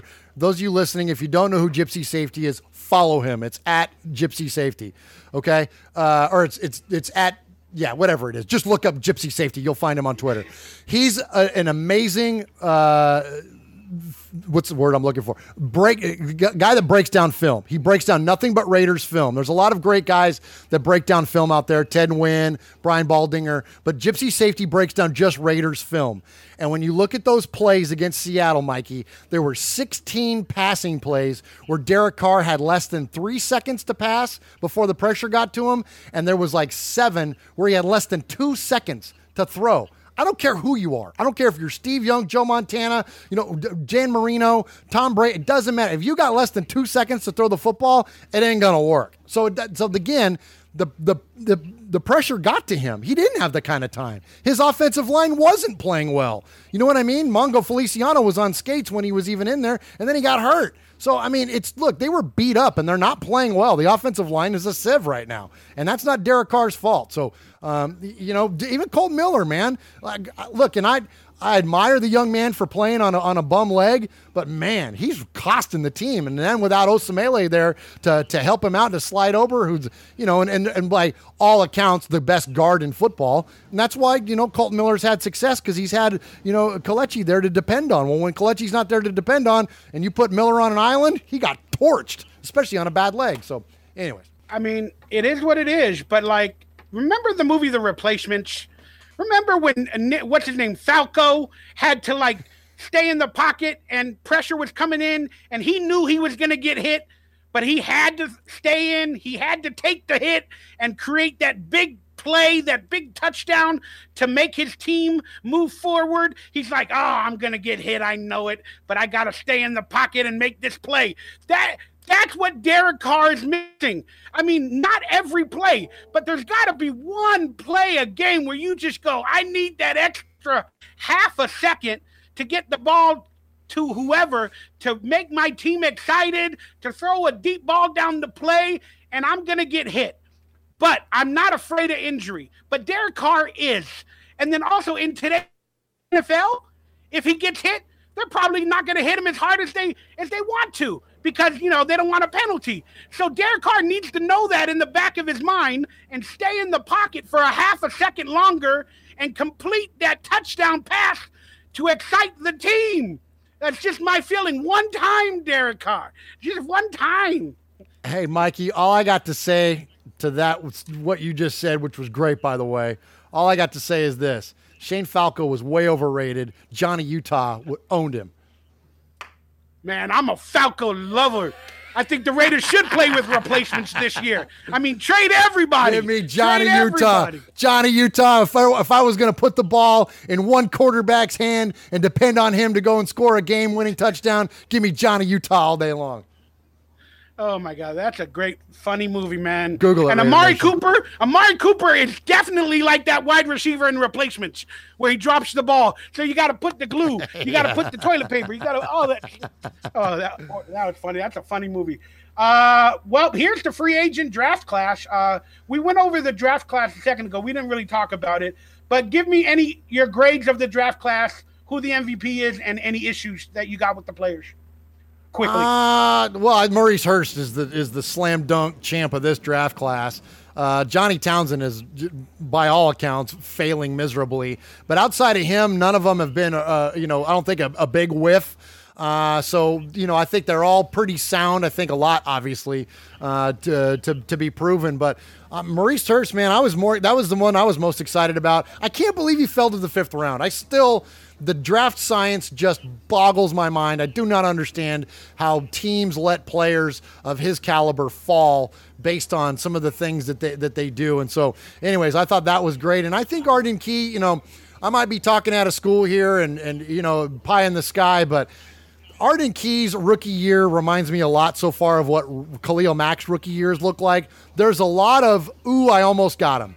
There's a lot of almost, like just misses, the ball just comes out, or he just misses on swatting the ball away, or he just misses on getting his hands up to knock a pass down. He's just missing on so many plays. And if you remember back, that's the way kind of Mac was. And then all of a sudden, once it clicked, it was lights out. I think Arden Key can definitely be one of those kind of guys, and I'm most excited about his ceiling. But I think as of right now, MVP, Maurice Hurst, and as far as duds go, you know how much I love me some punters, Mikey. How about Johnny Townsend is by far the dud of this draft? Grade the class in general. I'm going to give it a B as of right now. My issues are with Colton Miller. I still believe John Gruden reached. That was his guy, so he went for it, whatever the case is. Other than that, Arden Key, again, the reach players is because they're being forced to play. Because Gruden is purging McKenzie's players. Good or bad, whatever. I'm not going to debate it. He is doing that. They're getting a lot of playing time. So people say, they look good because they're playing. I beg to differ. Just because they're playing does not mean it's a good draft class. We cannot truly judge this draft class for another 2 years. But my issues are with Colton Miller. My issues are getting a punter in the 5th round. Maybe you could have got another skill position player because he's not proving to be worth that pick. And other than that, I don't have no issues. If I'm going to grade it, if I give an MVP, it's got to be Colton Miller because he's playing every game. Whether he's playing like an MVP doesn't matter. And Maurice Hurst is playing. He ain't creating that much, but he's playing solid with the injury to Ellis as well. So those are my 2 favorite picks. And I'll grade this draft class a C. I don't know. What agent list? Who from this list do you think will be gone next year, if not all? Oh, my gosh. Well, I can't read the list here, but just going off the top of my head, I don't know, Jordy's probably gone. Are we going back to how many, talk about guys that were just signed this last year, or we're talking about going back. So Jordy Nelson, you think he'll be with the team next year, or at least tell Vegas? No, definitely not Vegas, no. Doug Martin, he's going to play now, Gone. apparently, for Marshawn. Gone. Keith Smith. Oh, yeah, he'll be around. Yeah, I think Keith Smith will be around a long time. Uh-huh. All right. Let me go to some big names. We don't have to go through everyone. Reggie Nelson. Gone. He should be gone now. All right. Eric Harris. Gone. Darryl Worley. There. I think he's a long-term solution for this football team. I think he's going to be our number one cornerback for many, many years. Yeah, from this list, I know you can't see it, Murph, but I'll tell everybody. I believe next year we'll still have Doug Martin. I believe Gruden believes in Doug Martin for some reason. I did, but now I don't. It's I Chris still believe Warren, we'll have dude. Jordy Nelson next year. I believe we'll have Reggie Nelson next year.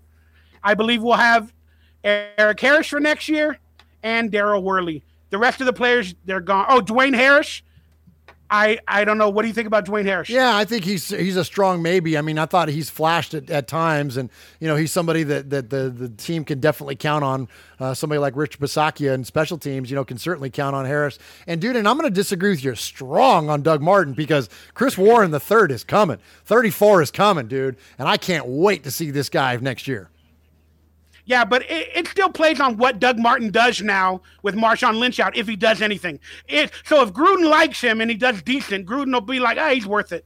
We'll get him on the cheap while we're still rebuilding. I don't know. I don't know. I'm not going to agree with you on that one. I think that he's gone. I think we're going to be like Rashard, Warren, and probably a draft pick or maybe even a free agent. That's another cool. free agent, yeah. All right, here's the offensive staff. You probably can't see it, but let's just speak on Greg Olsen. How do you think he's doing up to par at this point? And do you have any issues with some of the positional coaches and stuff like that?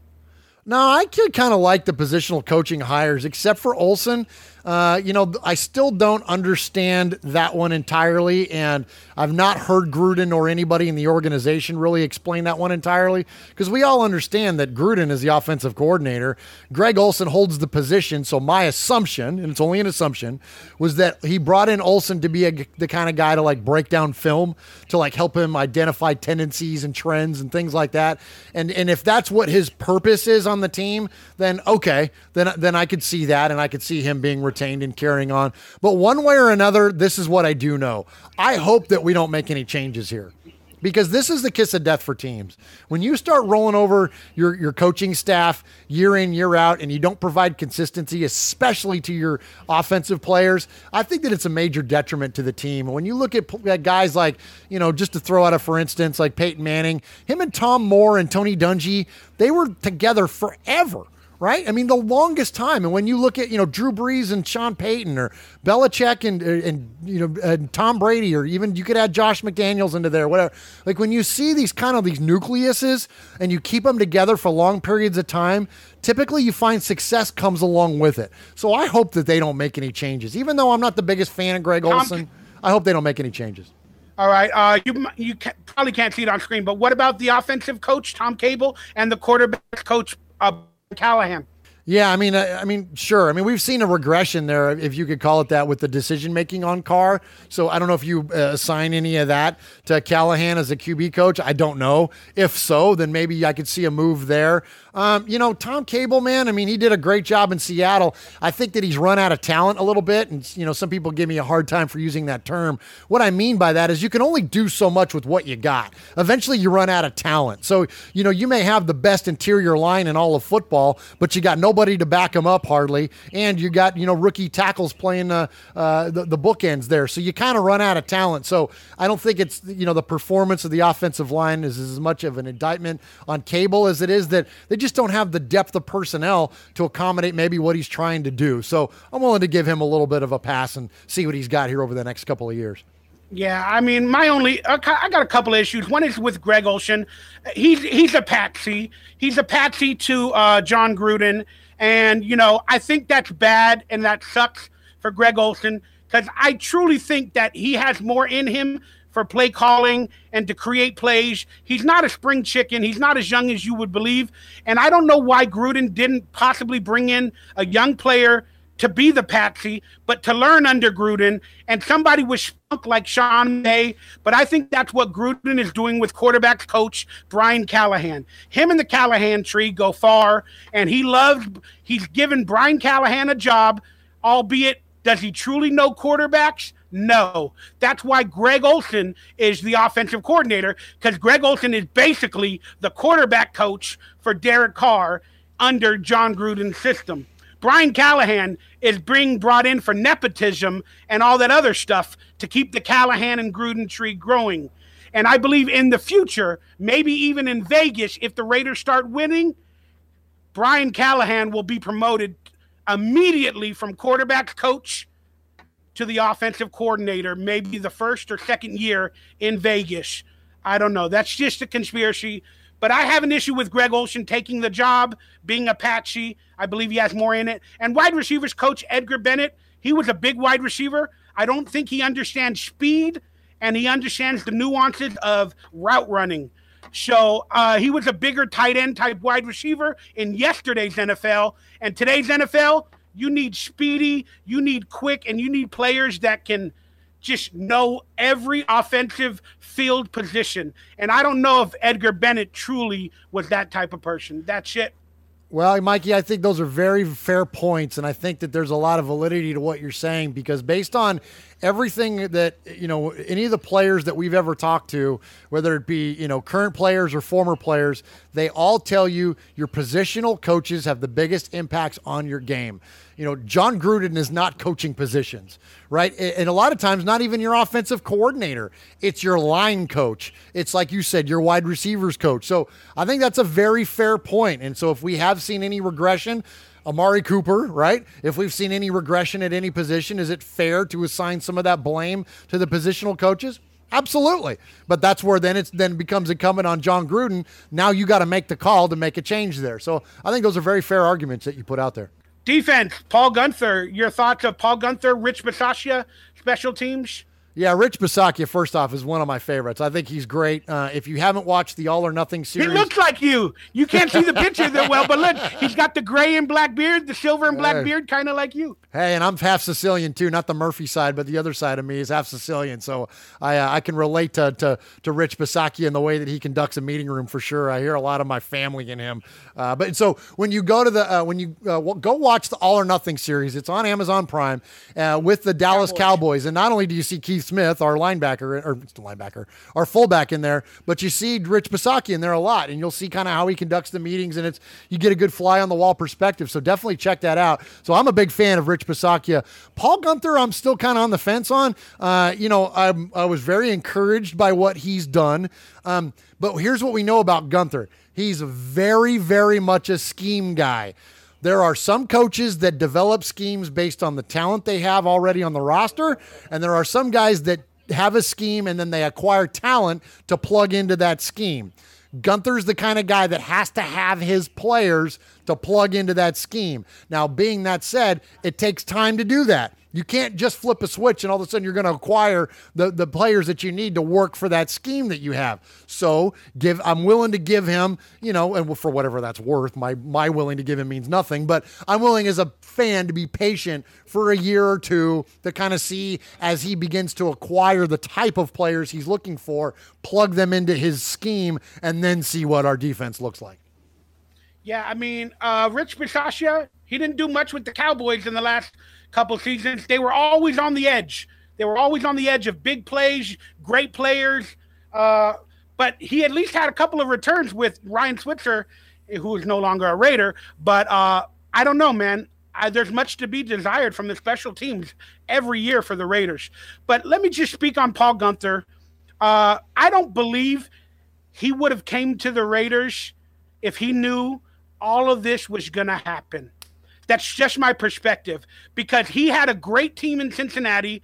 Every year their defense was playing hard and good, and he's like, I get to coach with Gruden. I get to get a change of scenery. I got some great young defensive players the Raiders have drafted, and Carl Joseph and whatnot, and I get to do a draft with John Gruden, build this thing up going to Vegas. Heck yeah, I got Khalil Mack on the defensive line. He's going to be in his fifth-year option. I'm coming to the Raiders, man. Let's build this history. Then he gets there, and then it all went to crap. And now all the players are being benched and all this other stuff. And I don't know if he's making the benchings. I don't know. But I don't believe Paul Gunther would have came to the Raiders if he knew basically, let's say Khalil Mack was going to be gone and all that, because in his press conference, he responded with going, "Are you crazy?"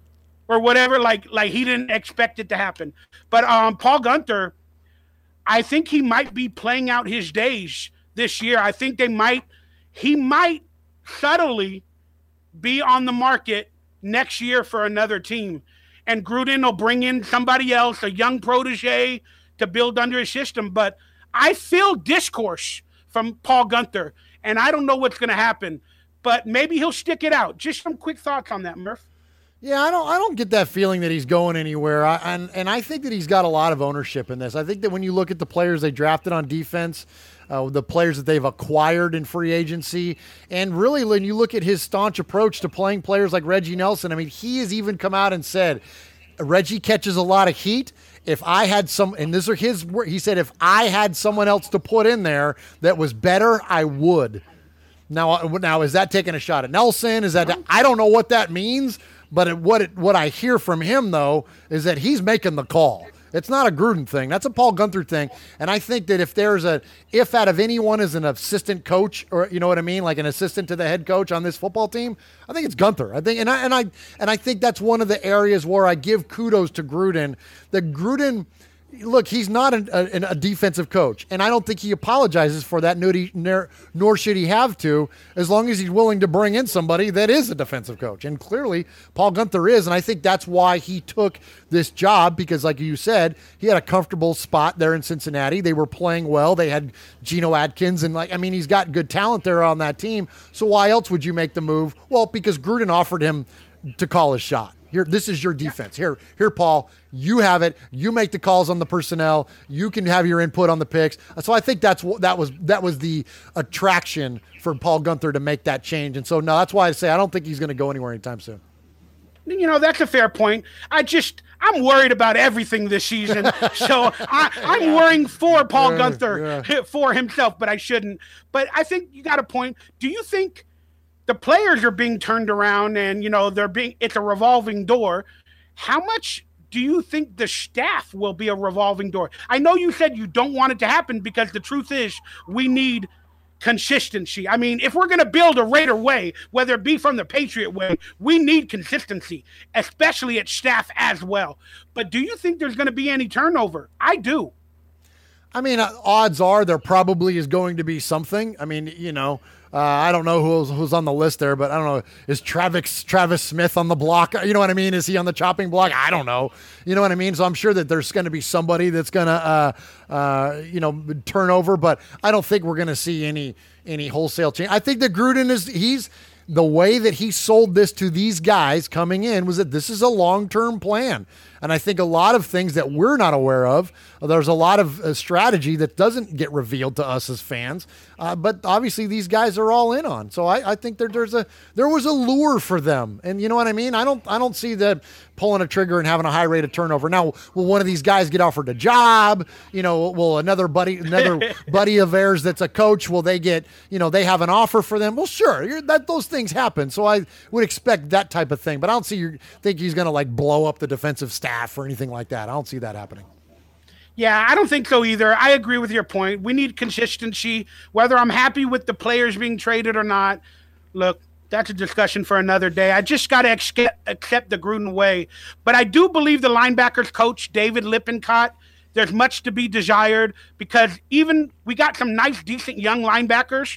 They're getting beat at the point, and they're taking wrong angles constantly. So that's something that needs to be looked at, the linebackers coach, from my perspective. Hey, if he's one of the guys, now I know Bruce Irvin is technically an end now or whatever, but if he's the one that's coaching Bruce Irvin to take these goofy wide angles to the quarterback that takes him out of the play, then yeah, you could fire that guy tomorrow. It won't hurt my feelings, man, because I'm telling you. Yeah, is that the defensive line? His name is Mike Tragovac.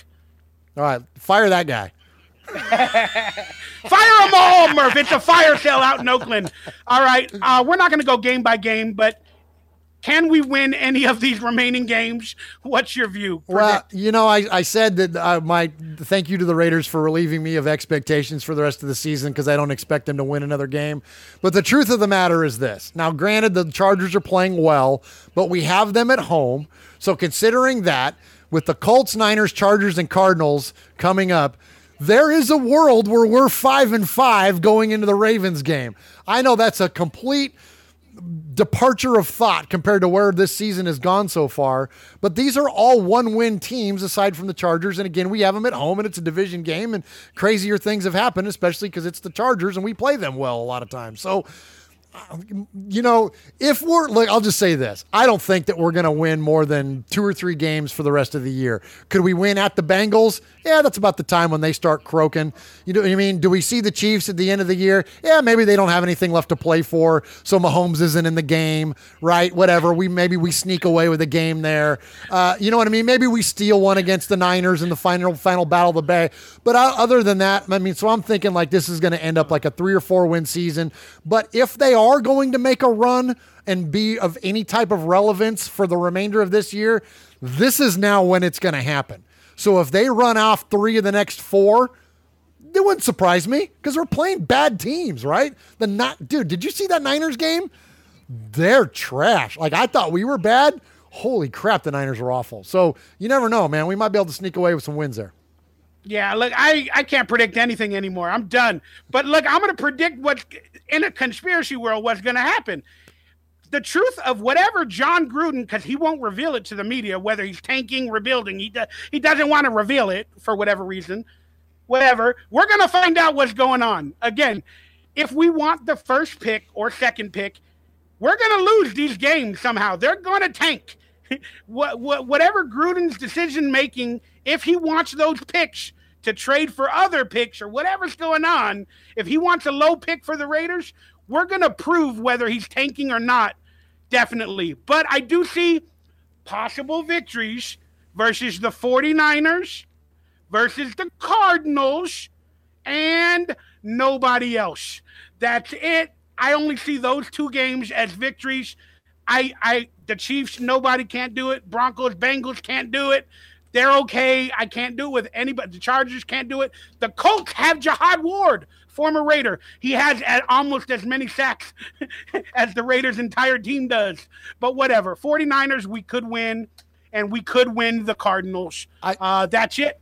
I think they're going to sneak away with a game. They always win a game that you don't expect them to win every year, even when they're terrible like we are right now. So I think they're going to sneak away with one in there. Watch us go and knock off the Steelers or something like that. Like I think there's one of those type of games that are in there for us, Mikey. And here's something interesting. Let's address this real fast. I think you bring up something unique when you use the term tanking, and I want to address that real quick because I think a lot of people confuse. Even in basketball, you hear that term get thrown around a lot. Or in football, it was the whole suck for luck thing, right? So that the Colts could be terrible so they could draft Andrew Luck. You hear the term tanking get thrown around. And while I don't think that any teams actively tank, I think that It doesn't exist in professional sports. But what I do think happens, and I think is fully in the cards for the Raiders, is that what you do is you play all your young guys, you start trying new things, and you treat them almost not like preseason games, but you treat them as evaluation periods where you're doing your best to win, but you've also set the parameter that you're only going to try that with certain players. So if we don't see Reggie Nelson in the game anymore, we don't see Bruce Irvin in the game anymore, or at least very little, that doesn't mean the Raiders are tanking. They're not trying to lose, but they're not going to try to win with guys that aren't going to be a part of what's going on in the formula in the future. Does that sound about right to you? No, you're right. I mean, I use those terms for clickbait. I understand the meaning when you taught me about shopping. They're not shopping a player. Truthfully, Murf, I'm smart enough to understand what you're saying. But, they use that term loosely, and I use it because I'm a video maker, and it gets the people in. I don't believe the Raiders are tanking, and I agree. They're going to start evaluating in the next, let's say, once they're officially probably out of it completely where they know it, like after maybe like 6 losses, then, the evaluation period begins. But I don't believe they're truly tanking. But they won't be mad if they lose and they get a higher draft pick. I'm just saying Gruden will be like, hey, we're leading this game by 3. Our A.J. McCarron's been playing pretty good. It's the 4th quarter of the last game. If we lose this game, we get the first pick. AJ McCarron. Oh, do you got a hurt leg? Is your leg hurting a little bit, AJ? Come on out. Let's put in Jordy Nelson as quarterback for the final fourth quarter. You know, you're hurting, right? Yeah. I don't know. It could happen. So I don't know. I'm just having fun with theories. There it is, Raider Nation. I don't believe we win a lot of games. And remember the number 33 in a conspiracy world? If the Raiders go 3-13, that's the number leading into Vegas. Let's do it. It's done. The state of the Raiders is over. I don't know what's going on, Murf. I'm done. I'm going to make clickbait videos, try to make $20 a day if I can. I love you guys. I'm moving on. I'm sorry for all my hatred to Gruden, to everybody. You ain't going to see no more emotions from me except in clickbait popular videos. All right, it's time for the fun. Let's get to the fun because this show ran real long. Show and tell. Do you remember show and tell, Murf? I do remember show and tell, Mikey. Yeah, when I was a little kid in kindergarten, they would make me bring an object that I liked and tell the story of it and what it does or whatever. And you know what? Now that I'm old and alone, I miss show and tell. I miss having a friend to show and tell. So I came up with the idea of let's show and tell our favorite memorabilia from the Raiders. So I'll start it off if you don't mind. Please. I got this mini helmet many years back for like $50, and I started getting autographs at the Raiders image. I'll try to block the logo as much as I can, but I don't care anymore. But I got Nnamdi Asomugha. Ooh, good one. Zach Crockett. Good one. Fabian Washington. Barry Sims. Good one. Zach Miller, tight end. Oh, miss Zach. He was awesome. He's cool, man. His career almost ended in Chicago recently, or probably did. Forgive me. Oh, Tim Brown, 81. Oh. Robert Gallery. You guys are going to hate me for this one. I met Robert Gallery's girlfriend, right? I was in line, and he was signing it, and his girlfriend was hot. She was like an Instagram model, even though they didn't have Instagram, I don't think, back then. But she was hot, right? And she goes to me, "Aren't you famous? I know you." Like, she recognized me from television and movies while I'm talking to Robert Gallery. How awesome was that? That's cool. I should have tried to get laid. Then I got Aaron Brooks. I know you guys are going to be like, Aaron Brooks, man. Why Aaron Brooks right there? But he was still cool. Okay, I'm trying to think who else I got. Why can't I read? Oh, Austin. No, number 66. 66, not Gabe Jackson. No, it's an old player from started with an A. Is it Austin Howard? I don't know. I apologize, Raider Nation. This was on a whim. Khalil Mack, 52. Khalil Mack, 52. And then number 93, is that Mo Collins? I don't know. My goodness, I should have wrote it down. I'm forgetting who my autographs are. But long story short, this is my favorite piece of Raider merchandise because the actual Raider players I've met or I've gotten them all on this. And this is my piece de resistance of my show and tell. So I love it. And this is my prized possession. So when you come to my house to steal it, guys, this is my prized possession. That is cool, Mikey. I love it, man. That's an awesome piece of memorabilia. Very cool. I love it that you got multiple eras of the Raiders on there, man. That's legit, dude. Yeah, that's what every year I'm going to try to get whoever's available if I can get out of the house. That's really cool. That's really cool. All right. You want me to go? Yes, sure. All right. So I got to kind of move my microphone out of the way. So hopefully this will look on it because I know my frame here is kind of small. So, Mikey, if you think back to the early 90s, all right, what was the hottest piece of Raiders gear you could wear? I would call it the white Al Davis jacket that said Raiders across the chest, or the black one with the white, the hip hop Raiders like satin jacket or whatever it is. All right, the satin jacket. I like it. All right, so those were the starter jackets, right? The starter jackets from the 90s were the jam, okay? Well, the leather white Al Davis leather. Oh, yeah. Well, those were like $500, right? But as far as the starter jackets go, so think of this is probably 1991. I bought my first starter jacket, and I wore it around the Bay Area because, it gets cold in the Bay Area at night.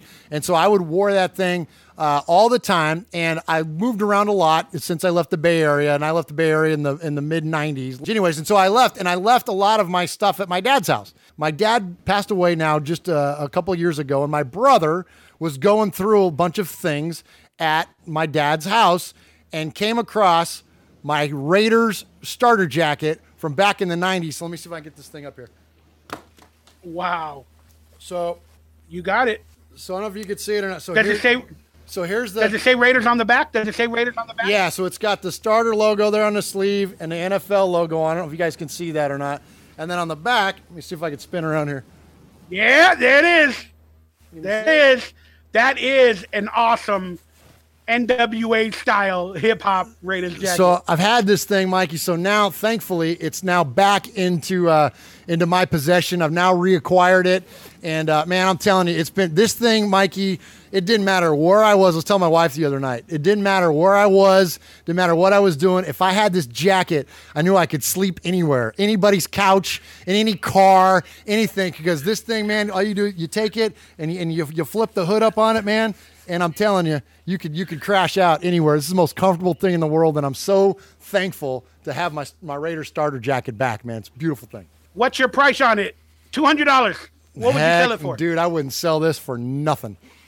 Absolutely nothing. Nothing. Oh, man. You wouldn't sell it for 2 first-round picks? Well played. Attaboy, Mikey. No, I would not. You know I'm all about value acquisition, and this thing is invaluable. So no, no way I would trade it. I don't know. If you're not shopping it, if they call. But you're right. That's an awesome jacket. I wish I had one. I want a white one with the black, with the Raiders across the chest. I want a white one, and I wish I had that leather one. Yeah. Era. Yeah. You know, it was funny at the Raider game in week 1 this year. There was a guy that was dressed up like Al Davis, and he had the full white jumpsuit with the glasses on, with the gold chain and the hair and the pompadour slick. It was awesome. The guy looked fantastic. He looked just like Al did back in the day. I love it. Whether I hate or am mad at my Raider decision making, the silver and black, the blood, the gear, the merchant feeling, the family, like, my God, once you go silver and black, you never go back. That's exactly right. Raiders for life, man. All right. This is not, it's not just some term we throw around, man. It's for real. And I would have to beg to differ about every other fan base. Something about the silver and black and the darkness or whatever, you know. Everybody loves horror movies, and, you know, so that dark aspect, that tough, that scary, it's just everybody loves it. Everybody loves it. All right, let's do a quick game preview, even though this is the final thing we're doing. Expectations, matchups, X Factor, predict. Yeah, put somebody on T.Y. Hilton. I would say that'd be a good place to start. And, you know, seeing how we cover him will give us a good idea of how we're going to be able to handle somebody like Tyreek Hill, who's just like a faster version of T.Y. Hilton, if you can believe that. And, you know, can we heat up Andrew Luck? I mean, he's like every other quarterback in the world. He gets, you know, happy feet when you get to him and you hit him a little bit. So I think it, you know, and clearly the Colts go as Andrew Luck goes. So we got to get pressure on him, and we've got to cover T.Y. down the field. And let's see if some of our younger players can do that.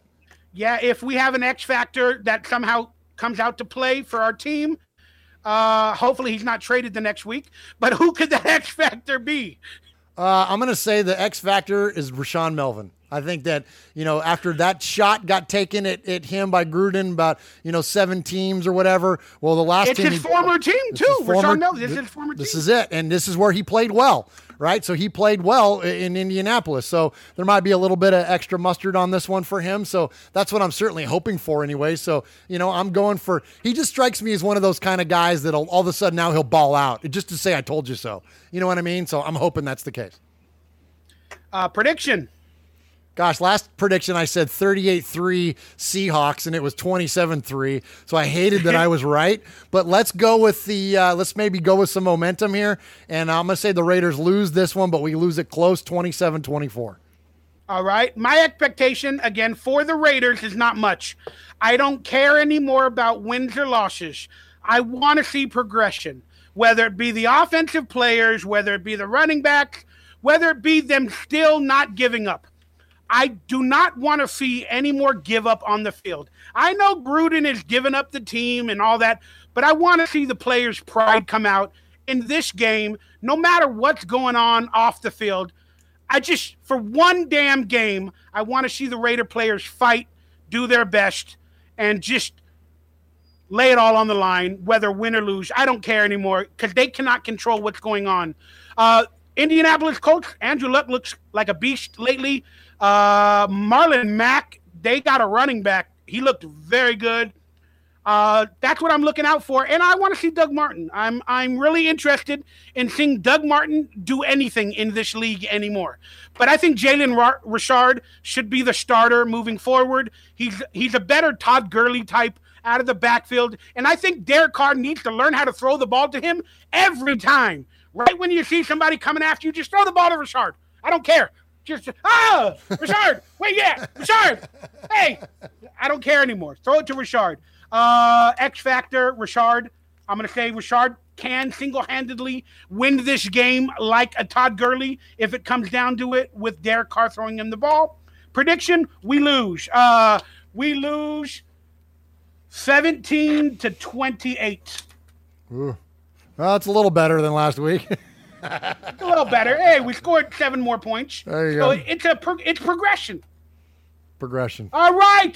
That's our State of the Raiders with Mondays with Mike and Murf. It went a little long. I appreciate everybody that donated in the chat room. We were going to get to some chat room questions, but I talk a lot, and it is what it is. Monday Night Football, it's probably going on right now, but who you got, Murf? We got this is a turd sandwich, this game. Remind me who's playing again? This is an awful one.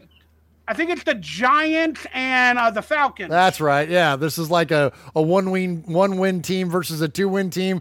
And if it's possible, there is more teams that are more dysfunctional in the NFL than our Raiders, and one of them's the Giants. So give me the Falcons by 20. Yeah, and a funny fantasy football thing. Trying to get in the playoffs, and I'm down by 18. And they got Odell Beckham, but I'm down by 18. So I need Matt Ryan and then Odell to score like 20, and then I win by 2. So I need Matt Ryan to outscore anything by Odell by 20 points to win the game. And I love fantasy. It's all I got going in my life right now. So I'm rooting for a big game from Matt Ryan and a sucky game from Odell Beckham. Murph, I love you. The Raiders are what we thought they were, which was a dumpster fire, according to all the experts in the beginning of the season, and it has clearly been proven. But it's not a dumpster fire when the truth of the matter is the Raiders should have came out and said it, but they would never do it. But they are rebuilding, and now it is the Gruden way. We are on the Gruden highway. We put on the Raiders starter jackets. We are now on the Gruden road to Vegas. We got 3 first-round draft picks, maybe more, and let's just look forward to the future. What say you, Murph, on this day of recognition of the Raiders? What say you, Murph, on this day of recognition of moving forward with the Raiders? I said John Gruden is trying to take this thing back to 1998. I'm trying to take this thing back to 1991, baby. Hey, I love it. Hey, and I'll say this, though. We're doing shout-outs. Check us all out on Raiders Fan Radio, Murph's Fan Cave, on your favorite podcast network. Just look for Murph's Fan Cave, and you'll find all the Murph's Fan Cave shows, which are this one, Mondays with Mikey and Murph. That is Raiders Fan Radio, and that is the Fan Club Blitz. Thank you guys for checking us out tonight, and thank you for supporting what we do here on Mikey's On Air Nation and also at Murph's Fan Cave. We appreciate you guys. We're trying to do what we can. We're trying to get some quality content out there, whether you agree, disagree, or don't. It don't matter. Why? Because we are leading this show, baby, and we love each other. Murph, thanks for another great show, and I can't wait to see what happens next week. Who will be traded? Who will be signed? What's going on? Every week there's something. So, hey, we're going to have another great show next week. But what is next week? Is next week Halloween? Yeah, next week is Halloween. So are we going to dress up here on Mondays with Mike Emer? We are in Raiders. I don't know. Uncle Mosh and I are having a Halloween special on Raiders Fan Radio this week for this coming Tuesday. For those of you that check out our live feed at youtube.com/MurphsFanCave. How's that for a plug? But yes, Mikey, I say we dress up. In fact, I'd be willing to wear the same thing I'm going to wear on Raiders Fan Radio. Wear it here on Mondays with Mikey and Murph. That might be kind of cool, man. I won't tell you what I'm going to wear, but it'd be fun to dress up. I don't know. I don't like giving away the prize before the birthday. I don't know, Murf. Well, you got to give things away, Murf.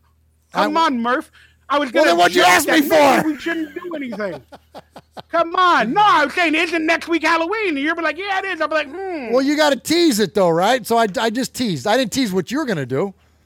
This might be. I don't know what I'm going to do. I like Halloween. It's the only time of year where I get to dress up and do funny, stupid things. And every year when I was allowed to do like illegal clips and all that, I did parodies.